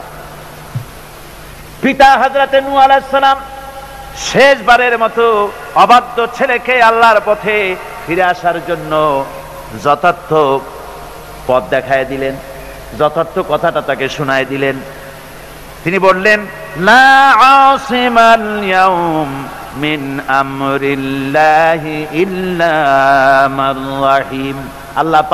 আল্লাহ পাকে হযরত নূহ আলাইহিস সালাম বলছেন, আল্লাহ সেই কথা কোট করতেছেন, আজ আল্লাহর আযাব থেকে বাঁচানোর জন্য কেউ নাই। যাকে তিনি দয়া করে বাঁচাবেন, তিনি ছাড়া এই গজব থেকে কেউ বাঁচতে পারবে না। ও ছেলে, পাহাড়ে যায় ঠাই পাবা না। আল্লাহ যদি রহমত না করেন, কেউ এই আজ এত বড় বন্যা থেকে, প্লাবন থেকে কেউ বাঁচাতে পারবে না। আমি এক কিতাবের মধ্যে দেখেছিলাম, একটা রেসালার ভিতরে দেখেছি, হযরতে নূহ আলাইহিস সালাম তার বন্যার সময় যখন বন্যা পানি যখন শেষ হয়ে গেল, মনে পড়ে গেল একটা বুড়ির কাছে আমি ওয়াদা করেছিলাম জাহাজে তুলে নেব, কিন্তু তার কথা তো আমি ভুলে গেছি।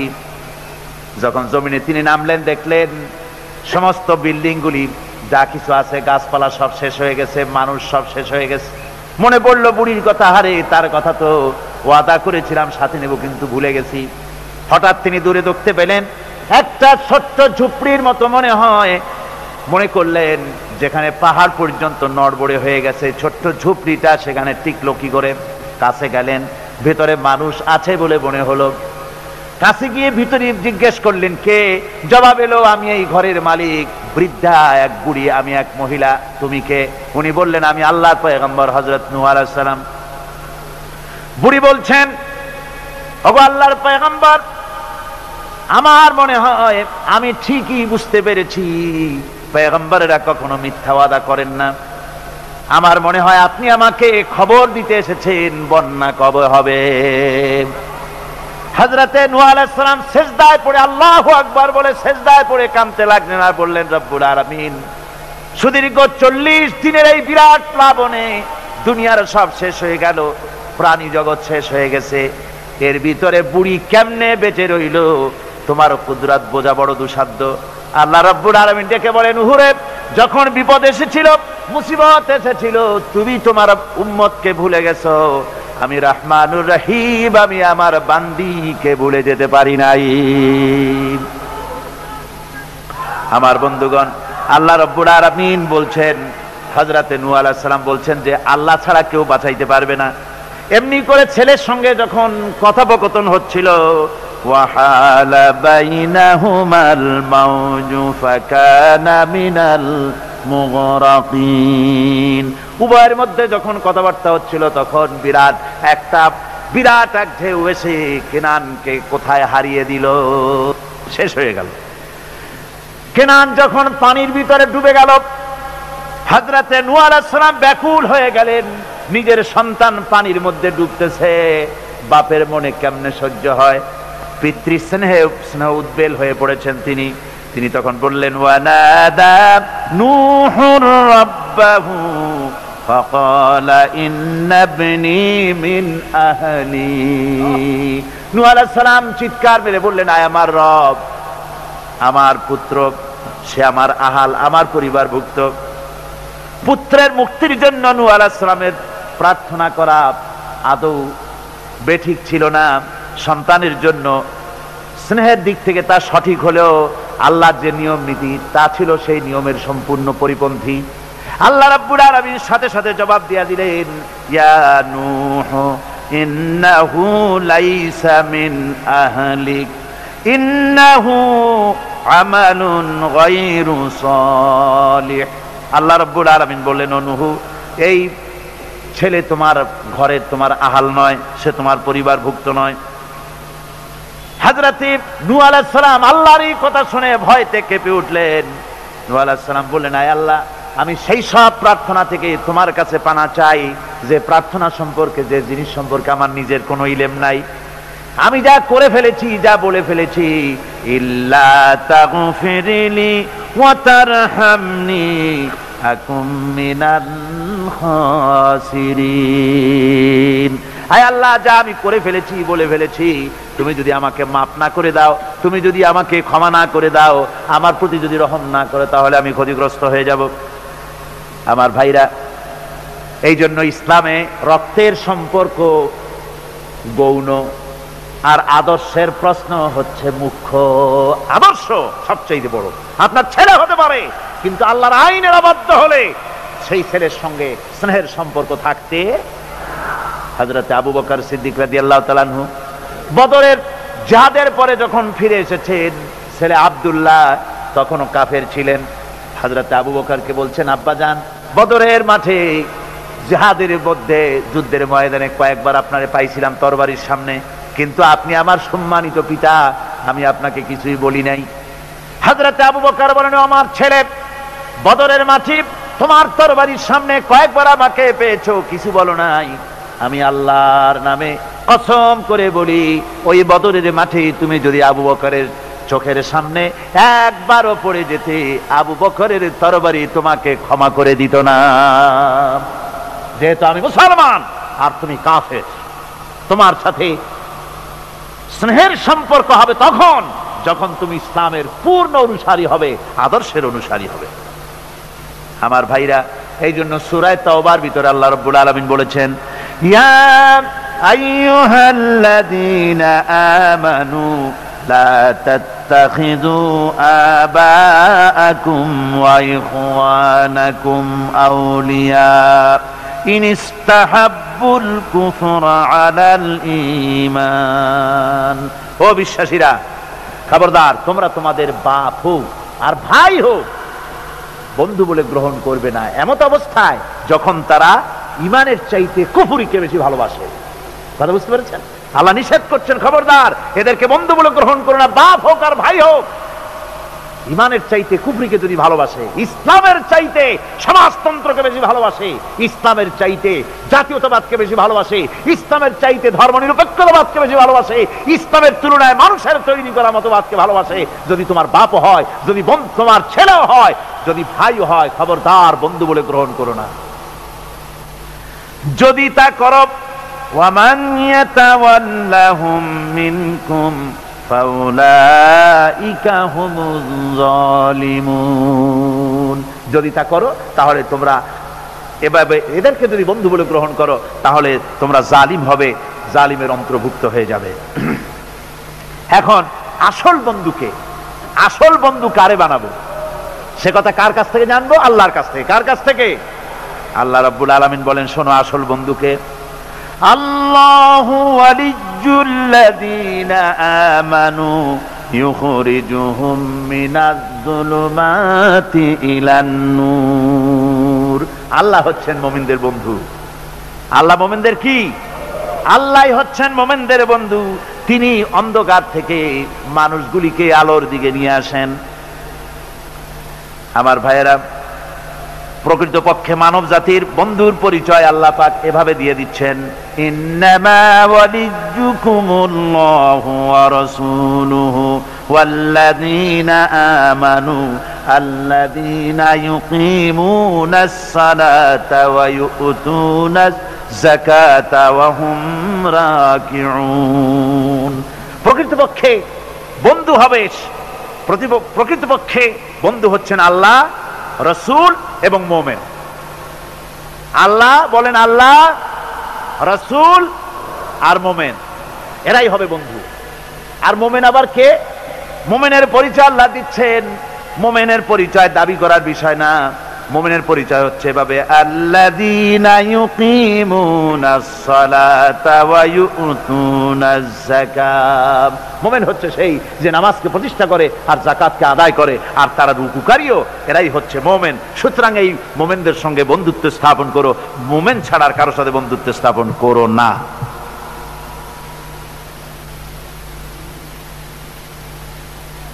আল্লাহ পাক এবার বলছেন কিয়ামতের দিন, ওয়াকালার রাসূলু ইয়া রাব্বি ইন্না কওমি ইত্তাখাযু হাযাল কুরআনা মাহজুরা। কিয়ামতের দিন আল্লাহর হাবিব তিনি মামলা দায়ের করবেন। চিন্তা করেন, কিয়ামতের দিন আল্লাহর কোর্টে, কার কোর্ট? আল্লাহর কোর্টে মামলা দায়ের করবেন কে? কে করবেন? রাসূল পাক সাল্লাল্লাহু আলাইহি ওয়াসাল্লাম। তার নামে দরুদ পড়েন, সাল্লাল্লাহু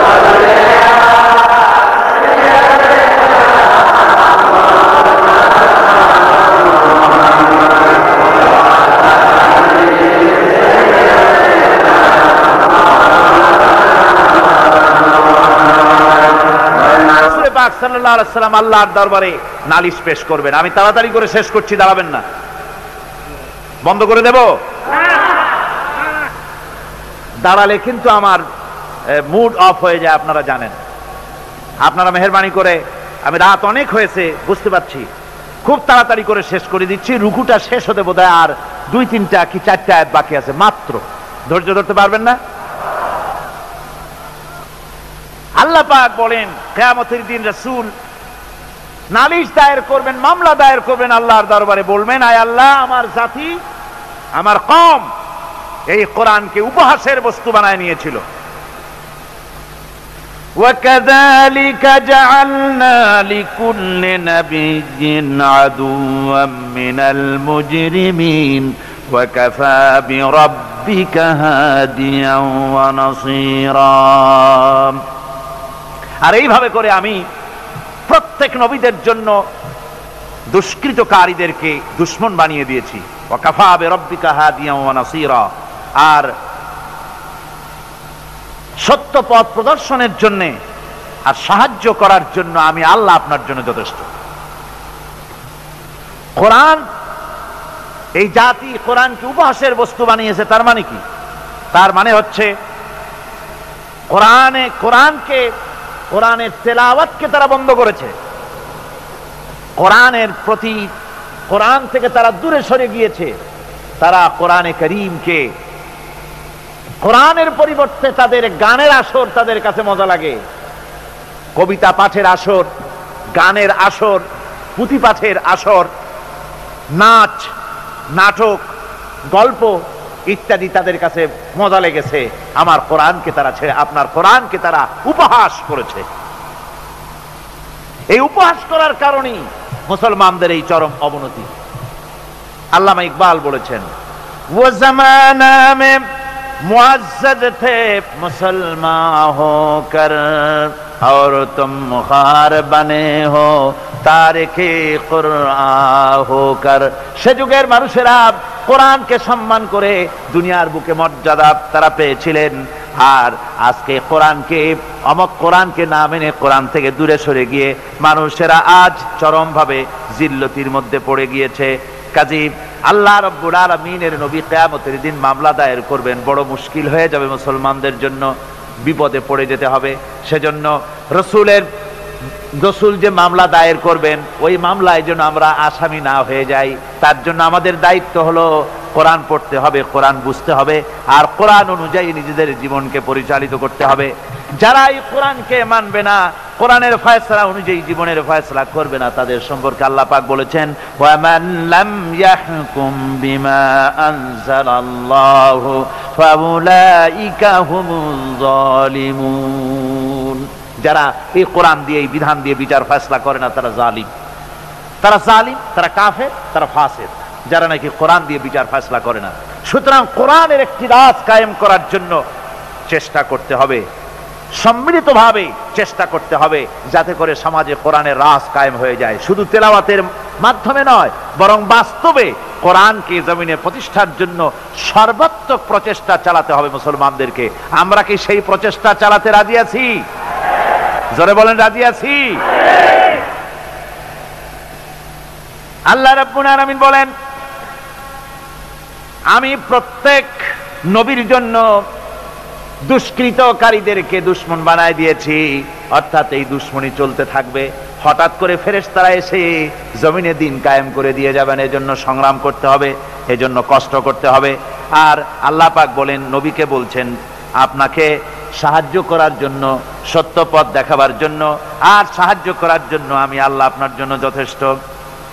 যখন দিন কায়েমের জন্য সংগ্রামে মানুষ লিপ্ত হয়ে যাবে, আল্লাহ পাক বলেন, শত্রুদের হাতে অসহায় করে আমি তোমাদের ছেড়ে দেব না। ওয়া কানা হাক্কান আলাইনা নাসরুল মুমিনিন। মুমিনদের সাহায্য করা আমি আল্লাহর জন্য ওয়াজিব, মুমিনদের জন্য সাহায্য করা আল্লাহর কি হক। আল্লাহ বলেন, আমি মুমিনদেরকে সাহায্য করব, ভয় পাইও না। ওয়ালা তাহিনু ওয়ালা তাহজানু ওয়া আনতুমুল আলাউনা ইন কুনতুম মুমিনিন। কোনো ভয় নাই, কোনো চিন্তা নাই, যদি মুমিন হও আমি আল্লাহ তোমাদেরকে বিজয়ী করব। মুমিন হওয়া লাগবে, আর যদি মুমিন না হও তাহলে বার্মার মতো কাফেরের দেশ ভয় দেখাবে, ভয়ের সাথে চিত হয়ে পড়বা। বুঝলেন? ঈমান যদি থাকে, ঈমানের মজবুতি যদি থাকে, তাহলে মুসলমান লড়াই করে এসেছে, ইতিহাস দেখিয়ে এসেছে। সামান্য কয়েকজন মুসলমান, আল্লাহ বলেছেন 10 জন যদি হও 100-র উপরে আমি তোমাদেরকে জয়যুক্ত করব। সুবহানাল্লাহ। মুত্তাকি হতে হবে, সাবের হতে হবে। মুসলমান হলে তার তো ভয়ের কিছু নাই, সে লড়াই করে অস্ত্রের জোরে নয়, জনবলের সৈন্যদের শক্তির জোরে নয়, সে লড়াই করে আল্লাহ রহমতের উপরে ভরসা করে, ইমানের জোরে। কিসের জোরে? ইমানের জোরে। এই জন্য মুসলমানদের সাথে যারাই লড়াই করতে এসছে, মায়ের খাইয়া পলাইয়া কুল পায় নাই, মহাবীর দুর্বল সিংহের মতো পলাইছে। তাদের তার কারণ কি? যে ওদের চিন্তা হলো যে যদি মরি তো জাহান্নাম ছাড়া পথ নাই। আর মুসলমান সে মনে করছে যদি বাঁচি তো গাজী, আর যদি মরি শহীদ হয়ে যাব, জান্নাতে চলে যাব। কোথায় চলে যাব? জান্নাতে চলে যাব। আমার ভাইয়েরা, এজন্য বিশ্বকবি কবি সম্রাট আল্লামা ইকবাল বলেছেন, বাতিল সে দবনে ওয়ালে আয়ে আসমান হি হাম, बातिल से दबने वाले आए आसमान ही हम, सोबर कर चुका है तू इम्तिहान हमारा। বাতিলের সামনে মাথা নত করার জাত আমরা না। এ আকাশ সাক্ষী, জমিন সাক্ষী, এ পৃথিবী সাক্ষী। মুসলমানেরা কখনো, ইমানদার মুসলমানেরা কখন মাথা, কোন সময় তারা মাথা নত করে না। তারা সেই বীর জাতি। দস্ত দস্ত है दरिया भी न छोड़े हमने, दस्त दस्त है दरिया भी न छोड़े हमने, बहर जुल्मत में दौड़ा दिए घोड़े हमने। আমরা সেই জাতি, প্রান্তর তো প্রান্তর। শ্রাবণের খরস্রোতা উত্তাল তরঙ্গমালা নদীর উপর থেকে ঘোড়া দাবড়িয়ে আমি নদীর অপর পারে ইসলামের পতাকা উড্ডীন করেছি, আমি সেই মুসলমান। সুতরাং আল্লাহ রাব্বুল আলামিন বলেন, ইয়া আইয়ুহাল্লাযীনা আমানু ইন তানসুরুল্লাহা ইয়ানসুরকুম। ও বিশ্বাসীরা, তোমরা যদি আল্লাহর মদদ করো, আল্লাহ তোমাদের মদদ করবেন। তোমরা আল্লাহর সাহায্য করো, আল্লাহ তোমাদের সাহায্য। আল্লাহর কি সাহায্য করবেন আপনারা? আল্লাহর দান কম হইছে না চাউল কম হইছে? কি সাহায্য করবেন? আল্লাহর সাহায্য মানে ইসলামের সাহায্য। আপনি যদি ইসলামের সাহায্য করেন, আল্লাহ রাব্বুল আলামিন আপনাকে সাহায্য করবেন। আর সাহায্য এমন ভাবে করবেন, ইতিহাসে বহু কথা আছে, আমি সংক্ষেপ করে দিচ্ছি। বদরের প্রান্তরে মাত্র কয়জন মুসলমান, আল্লাহ পাক তাদেরকে কিভাবে জিতালেন। আল্লাহ পাকের ওই কবি বলতেছেন, ফেজায়ে বদরে পয়দা কুন ফেরেশতে তেরি নুসরত কো उतार सकते गर्दों से कतर अंदर कतर अभी। বদরের প্রান্তরে মুসলমানদের ঈমান ছিল, ওই ঈমান যদি তোমরা আনতে পারো, তাহলে আমি আল্লাহ রাব্বুল আলামিন কাতারে কাতারে ফেরেশতা তোমাদের জন্য অবতীর্ণ করে দিতে পারি। জোরে কোন সুবহানাল্লাহ। وقال الذين كفروا لولا نزل عليه القرآن جملة واحدة كذلك لنثبت به فؤادك ورتلناه ترتيلا। শেষ হয়ে আসছে। আল্লাহ পাক বলছেন যে কাফেরেরা তারা বলে যে এই ব্যক্তির উপরে কোরআন একসাথে সবটা নাজিল হইল না কেন? সবগুলি কোরআন একসাথে নাজিল হইল না কেন? 30 পারা পুরাটা এই যে একটু একটু করে নাজিল হয়, এইটা কি? তাদের ধারণা যে এটা মুহাম্মদ সাল্লাল্লাহু আলাইহি ওয়াসাল্লামের বানানো, ওই টুকটাক করে রাতের বেলায় শিখাই টুকাই দেয়। ওই যে প্রথম রুকুতে আমি বলেছি আল্লাহ পাকের কথা থেকে, ওই রকম কেউ শিখায় দেয় সেইভাবে। আর আল্লাহর জ্ঞানে যদি আল্লাহরই হবে, তাহলে তিনি তো সবটাই দিতে পারতেন, একটু একটু করে দিচ্ছেন কেন? আল্লাহ পাক জবাবে বলেন, কাযালিক, এরূপ ভাবে এরকম করা হচ্ছে এই জন্যে, লিনুসাব্বিতা বিহি ফুআদাকা, যাতে করে আমি আপনার মন মগজের ভিতরে এটাকে ধীরে ধীরে ভালোভাবে হৃদয়ঙ্গম করায় দিতে পারি। ওয়ারাত্তালনাহু তারতিলা, আর এইভাবে আলাদা আলাদা করে সুন্দর করে বিভিন্ন অংশে এটাকে আমি সজ্জিত করে দিয়েছি। অর্থাৎ সমস্ত শরীয়তটা, কোরআনটা একসাথে যদি নাজিল হয়ে যেত, সমস্ত হুকুম আহকামগুলি দিশাহারা হয়ে যেত, মানুষ এটা পালন করা সম্ভবপর ছিল না। এর ব্যাখ্যা আছে, সে ব্যাখ্যা আমি দিতে পারলাম না সময়ের অভাবে। ওয়ালা ইয়াতুনাকা বিমাসালিন ইল্লা জিনাকা বিল হক ওয়া আহসানা তাফসীরা। আর এর ভিতরে একটা কল্যাণময়তাও আছে। তাহলে এই যেই লোকগুলি আপনার কাছে আসে আর নানান কথাবার্তা বলে, নতুন নতুন কথা বলে, আশ্চর্যজনক প্রশ্ন তোলে, সুতরাং একসাথে নাজিল করে যিনি, তা কি কি করে হতো? ওরা যখন প্রশ্ন তৈরি আর বিভিন্ন কথা নিয়ে আসে, আমি সঙ্গে সঙ্গে তার জবাব দেই এবং সঠিকভাবে আমি আপনার সামনে সেই কথাগুলি, বক্তব্যকে স্পষ্ট করে তাদের সামনে আমি তুলে ধরি। الذين يحشرون على وجوههم إلى جهنم أولئك شر مكانا وأضل سبيلا। আর কিয়ামতের দিন যাদেরকে উল্টো করে জাহান্নামে ফেলানো হবে, ঠ্যাং উপরের দিকে দিয়া আর মাথা নিচের দিকে দিয়া উল্টো করিয়া জাহান্নামে ফেলানো হবে, আর এটা হবে তাদের জন্য অত্যন্ত নিকৃষ্ট জায়গা। ওয়াদাল্লু সাবিলা, তাদের পথ ছিল চূড়ান্তভাবে ভ্রান্ত। এই উল্টা করে ভালাবে কাদেরকে? যারা নাকি কোরআনের আয়াতগুলিকে উল্টা উল্টা অর্থ করেছে। কথা বুঝতে পেরেছে? কোরআন শরীফকে বিকৃত করেছে, মানুষকে বিভ্রান্ত করেছে, কোরআনের আয়াতগুলি নিয়ে উল্টা উল্টা অর্থ করেছে। কিয়ামতের দিন এদেরকে উল্টা করিয়া জাহান্নামের মধ্যে নিক্ষেপ করা হবে। দেখেন না, আজকে উল্টা অর্থ করা হচ্ছে ধর্ম নিরপেক্ষতার সপক্ষে। কয় যে কোরআন শরীফে আছে ধর্ম নিরপেক্ষতা করতে হবে, বলে কোথায় আছে? কয় লাকুম দীনুকুম ওয়ালিয়া দীন। এখন স্লোগান দেওয়ার সময় নাই তো। এখন বিষয়টা হচ্ছে এই উল্টা কথা তারা বলতো বলতো যে লাকুম দীনুকুম ওয়ালিয়া দীন। এখন আপনারা বলেন লাকুম দীনুকুম ওয়ালিয়া দীন, এটা কোন সূরা? সূরা কাফিরুন। এখানে কি? এখানে বিষয়টা হচ্ছে কাফেরেরা বলছিল যে হে মুহাম্মদ সাল্লাল্লাহু আলাইহি সাল্লাম, আসো ধর্মের ব্যাপারে আমরা কিছুদিন তুমি আমাদের এই মূর্তিগুলো পূজা করো, আর আমরা কিছুদিন তোমার হারাম শরীফের মধ্যে যাইয়া মসজিদে হারামে গিয়ে কিছু সময় তোমাদের নামাজ টামাজ পড়ে দিয়ে আসবো না। অর্থাৎ ধর্মটা আমরা 50-50 ভাগাভাগি করে নেই। আল্লাহ রাব্বুল আলামিন তার জবাবে বললেন, নবী ওদের শোনায় দেন, লাকুম দীনুকুম ওয়ালিয়া দীন। পড়েন সবাই, লাকুম দীনুকুম ওয়ালিয়া দীন। তোমাদের ধর্ম তোমাদের জন্য, আমাদের ধর্ম আমাদের জন্য। এটা তো পক্ষের কথা। এখানে নিরপেক্ষ আছে নাকি কোথাও? নিরপেক্ষ আছে?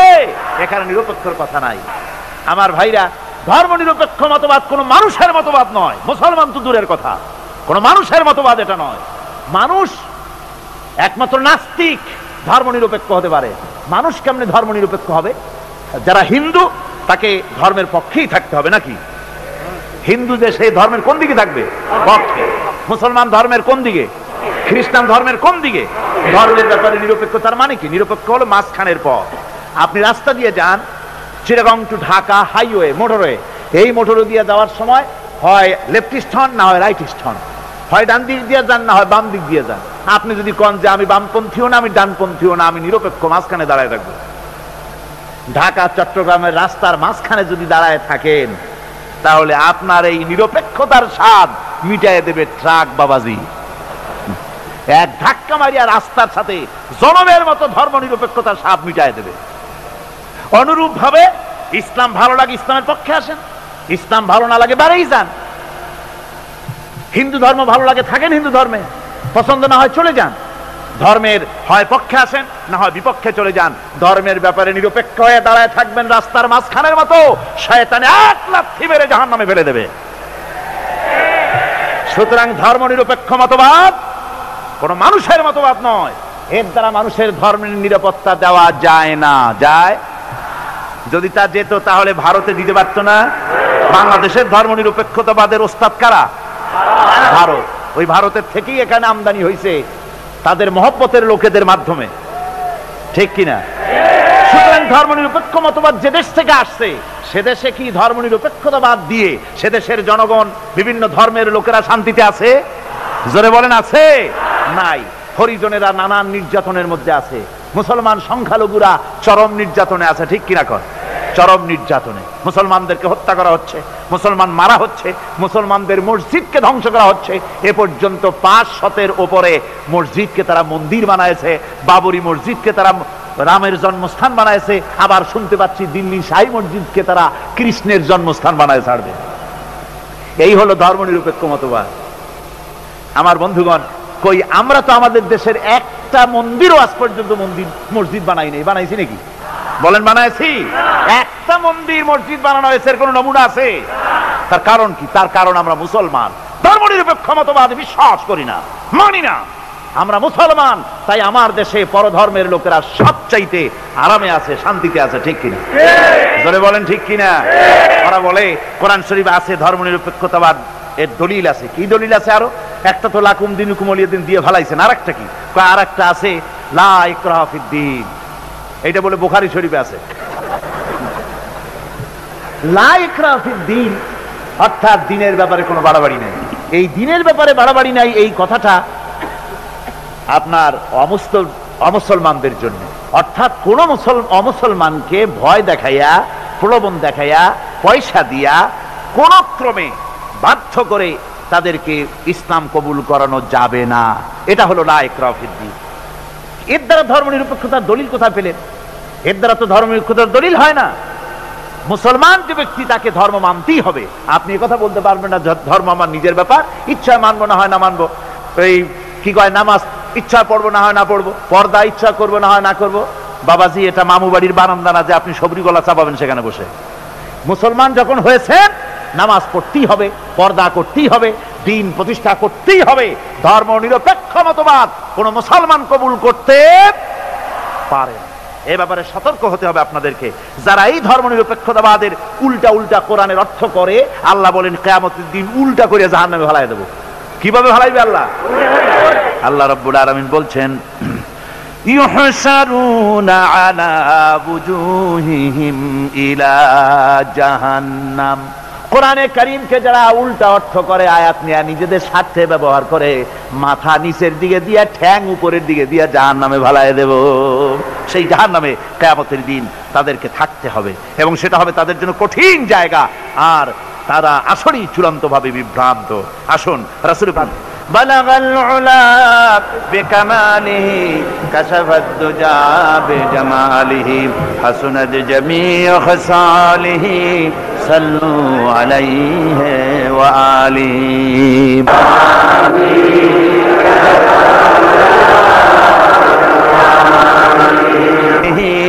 সাল্লু আলাইহি ওয়া আলিহি। আজকে এক সুখবর আছে আপনাদের জন্য। আজকে একজন মহিলা সহ 4 জন, মোট 5 জন অমুসলিম ইসলাম কবুল করতে এসেছেন।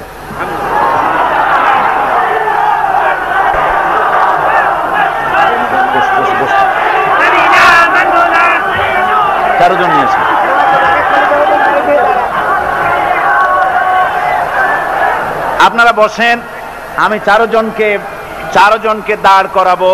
মোট 5 জন, তো কথা বলবেন না। মোট 5 জন। একজন মহিলা পর্দার আড়ালে থেকে তিনি মুসলমান হবেন, আর বাকি 4 জন পুরুষকে আমি দাঁড় করিয়ে আপনাদেরকে দেখাবো। আপনারা নিজেরা দাঁড়াবেন না, সবাই বসেন। এনাদের পরিচয় আমি দিচ্ছি। একজনের নাম হচ্ছে উত্তম কুমার দাস, বাড়ি হচ্ছে সেনবাগ, নোয়াখালী। বর্তমান সে নিজের নাম পছন্দ করেছে ওমর ফারুক। আর একজন নাম হচ্ছে রমণী দে, পিতার নাম হচ্ছে ক্ষীরত কুমার দে, বাড়ি মহেশখালী, চন্দনপুর, বেলগাঁও। বর্তমান নাম কি তা তো লেখেন নেই। ও, বর্তমান নাম পছন্দ করেছে মোহাম্মদ আব্দুল্লাহ।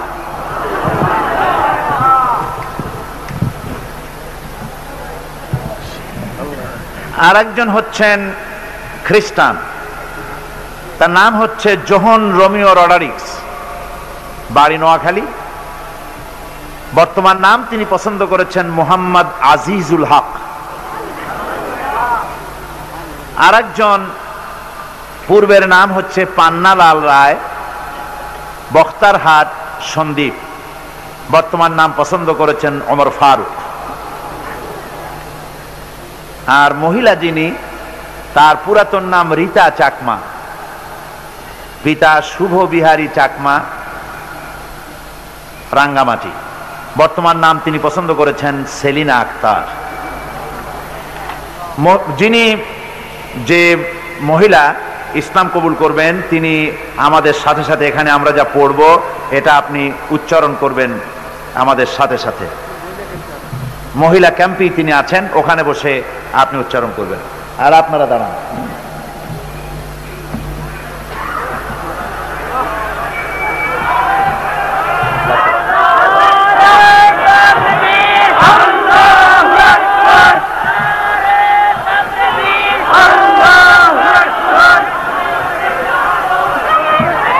লা ইলাহা ইল্লাল্লাহু মুহাম্মাদুর রাসূলুল্লাহ। আল্লাহ ছাড়া কোনো ইলাহ নাই, মাবুদ নাই, উপাস্য নাই। মুহাম্মদ সাল্লাল্লাহু আলাইহি ওয়াসাল্লাম আল্লাহর প্রেরিত রাসূল। আশহাদু আল্লা ইলাহা ইল্লাল্লাহু ওয়াহদাহু লা শারীকা লাহু ওয়া আশহাদু আন্না মুহাম্মাদান আবদুহু ওয়া রাসূলুহু। আমি সাক্ষ্য দিচ্ছি আল্লাহ ছাড়া কোনো ইলাহ নাই, উপাস্য নাই, মাবুদ নাই। তিনি এক, একক, নিরঙ্কুশ, তার কোনো অংশীদার নাই। আমি আরো সাক্ষ্য দিচ্ছি মুহাম্মদ সাল্লাল্লাহু আলাইহি ওয়াসাল্লাম আল্লাহর প্রেরিত রাসূল। সালাম দেন সকলকে, আসসালামু আলাইকুম। আমি এখন, ওনারা তো এক মুহূর্ত আগেও মুশরিক ছিলেন, এক মুহূর্ত আগ পর্যন্ত মুশরিক ছিলেন, এখন ওনারা আমাদের দ্বীনি ভাই। ওনাদের সঙ্গে আমাদের সম্পর্ক কি? ওনারা আমাদের দ্বীনি ভাই। সুতরাং ইসলামের এই অঙ্গনে, এই পবিত্র অঙ্গনে ওনারা প্রবেশ করলেন। ওনাদের জীবনে শিরক এবং যত রকমের গুনাহ করেছেন, রাসূল পাক সাল্লাল্লাহু আলাইহি ওয়াসাল্লাম বলেছেন যে কলেমা পড়ার সাথে সাথে জীবনের সমস্ত গুনাহ খাতাকে আল্লাহ পাক মাফ করে দিয়েছেন। একটা বাচ্চা তার মায়ের পেট থেকে যেমন মাসুম হয়ে পৃথিবীতে আগমন করে, নিষ্পাপ বেগুনা মাসুম হয়ে যেমন আসে, এই চারটি লোক আর ঘরের ভেতরে আমাদের যে বোন ইসলাম কবুল করলেন, এনারা নবজাতক সন্তানের মতো বেগুনা এবং মাসুম আল্লাহ পাক এখন করে দিয়েছেন। আমি এখন এই বিশাল জনতার পক্ষ থেকে এই মাসুম আল্লাহর বান্দাদেরকে, ইসলামে ওনারা নতুন এসেছেন তাই আলিঙ্গন করে ওনাদেরকে সম্মানিত করছি।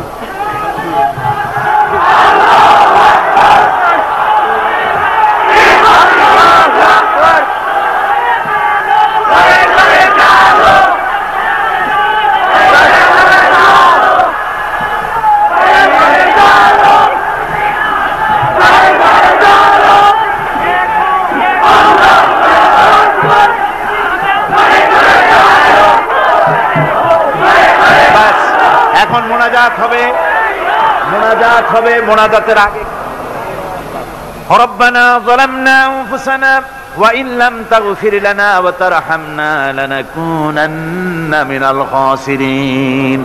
রব্বানা লা তুযিগ কুলুবানা বা'দা ইয হাদাইতানা ওয়া হাব লানা মিন লাদুনকা রাহমাতান ইন্নাকা আনতাল ওয়াহ্হাব। রব্বুল আলামিন, এই ঠান্ডাকে উপেক্ষা করে তোমার লক্ষ লক্ষ জনতা কষ্ট করে এখানে বসে দীর্ঘক্ষণ আজকে তোমার কালাম শুনেছে, কোরআনে পাক শুনেছে। হায় আল্লাহ রাব্বুল আলামিন, মেহেরবানি করে আমাদের সকলকে আহলে কোরআন বানায়া দাও, আমাদের সকলকে কোরআন সহি করে তেলাওয়াতের তৌফিক দাও, কোরআনকে বোঝার তৌফিক দাও, কোরআন আমল করার তৌফিক দাও। যখন মরে যাব কোরআন শুনতে শুনতে মরার তৌফিক দাও। যখন কবরে চলে যাব কোরআনের নূর দিয়া অন্ধকার কবরকে আলোকিত করে দিও আল্লাহ।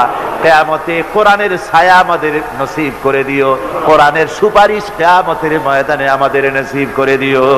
রব্বুল আলামিন, কোরআন যার মাধ্যমে পেলাম সেই বিশ্ব নবী সরওয়ারে কায়নাত রাহমাতুল লিল আলামিন, তার দরবারে এই মাহফিলের সালাম তুমি পৌঁছায়া দাও।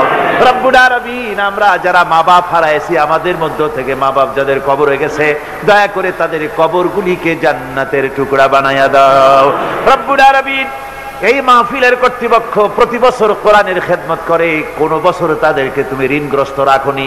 এবারও যেন এই কঠিন বাজারে, দ্রব্য মূল্যের বাজারে যেন তারা মাকরুজ না থাকে, ঋণগ্রস্ত না থাকে। তোমার বান্দাদেরকে দিল বড় করে সাহায্য দেওয়ার তৌফিক দিয়ে দিও আল্লাহ রাব্বুল আলামিন। আজকে যে ভাইরা শিরক থেকে মুক্ত হয়ে তাওহীদের আশ্রয় গ্রহণ করলো, আমাদের এক বোন আর 4 ভাই ইসলাম কবুল করলেন, আল্লাহ তুমি দয়া করে মেহেরবানি করে বাকি জীবনটা দ্বীনের উপরে চলার তৌফিক দান করে দিও।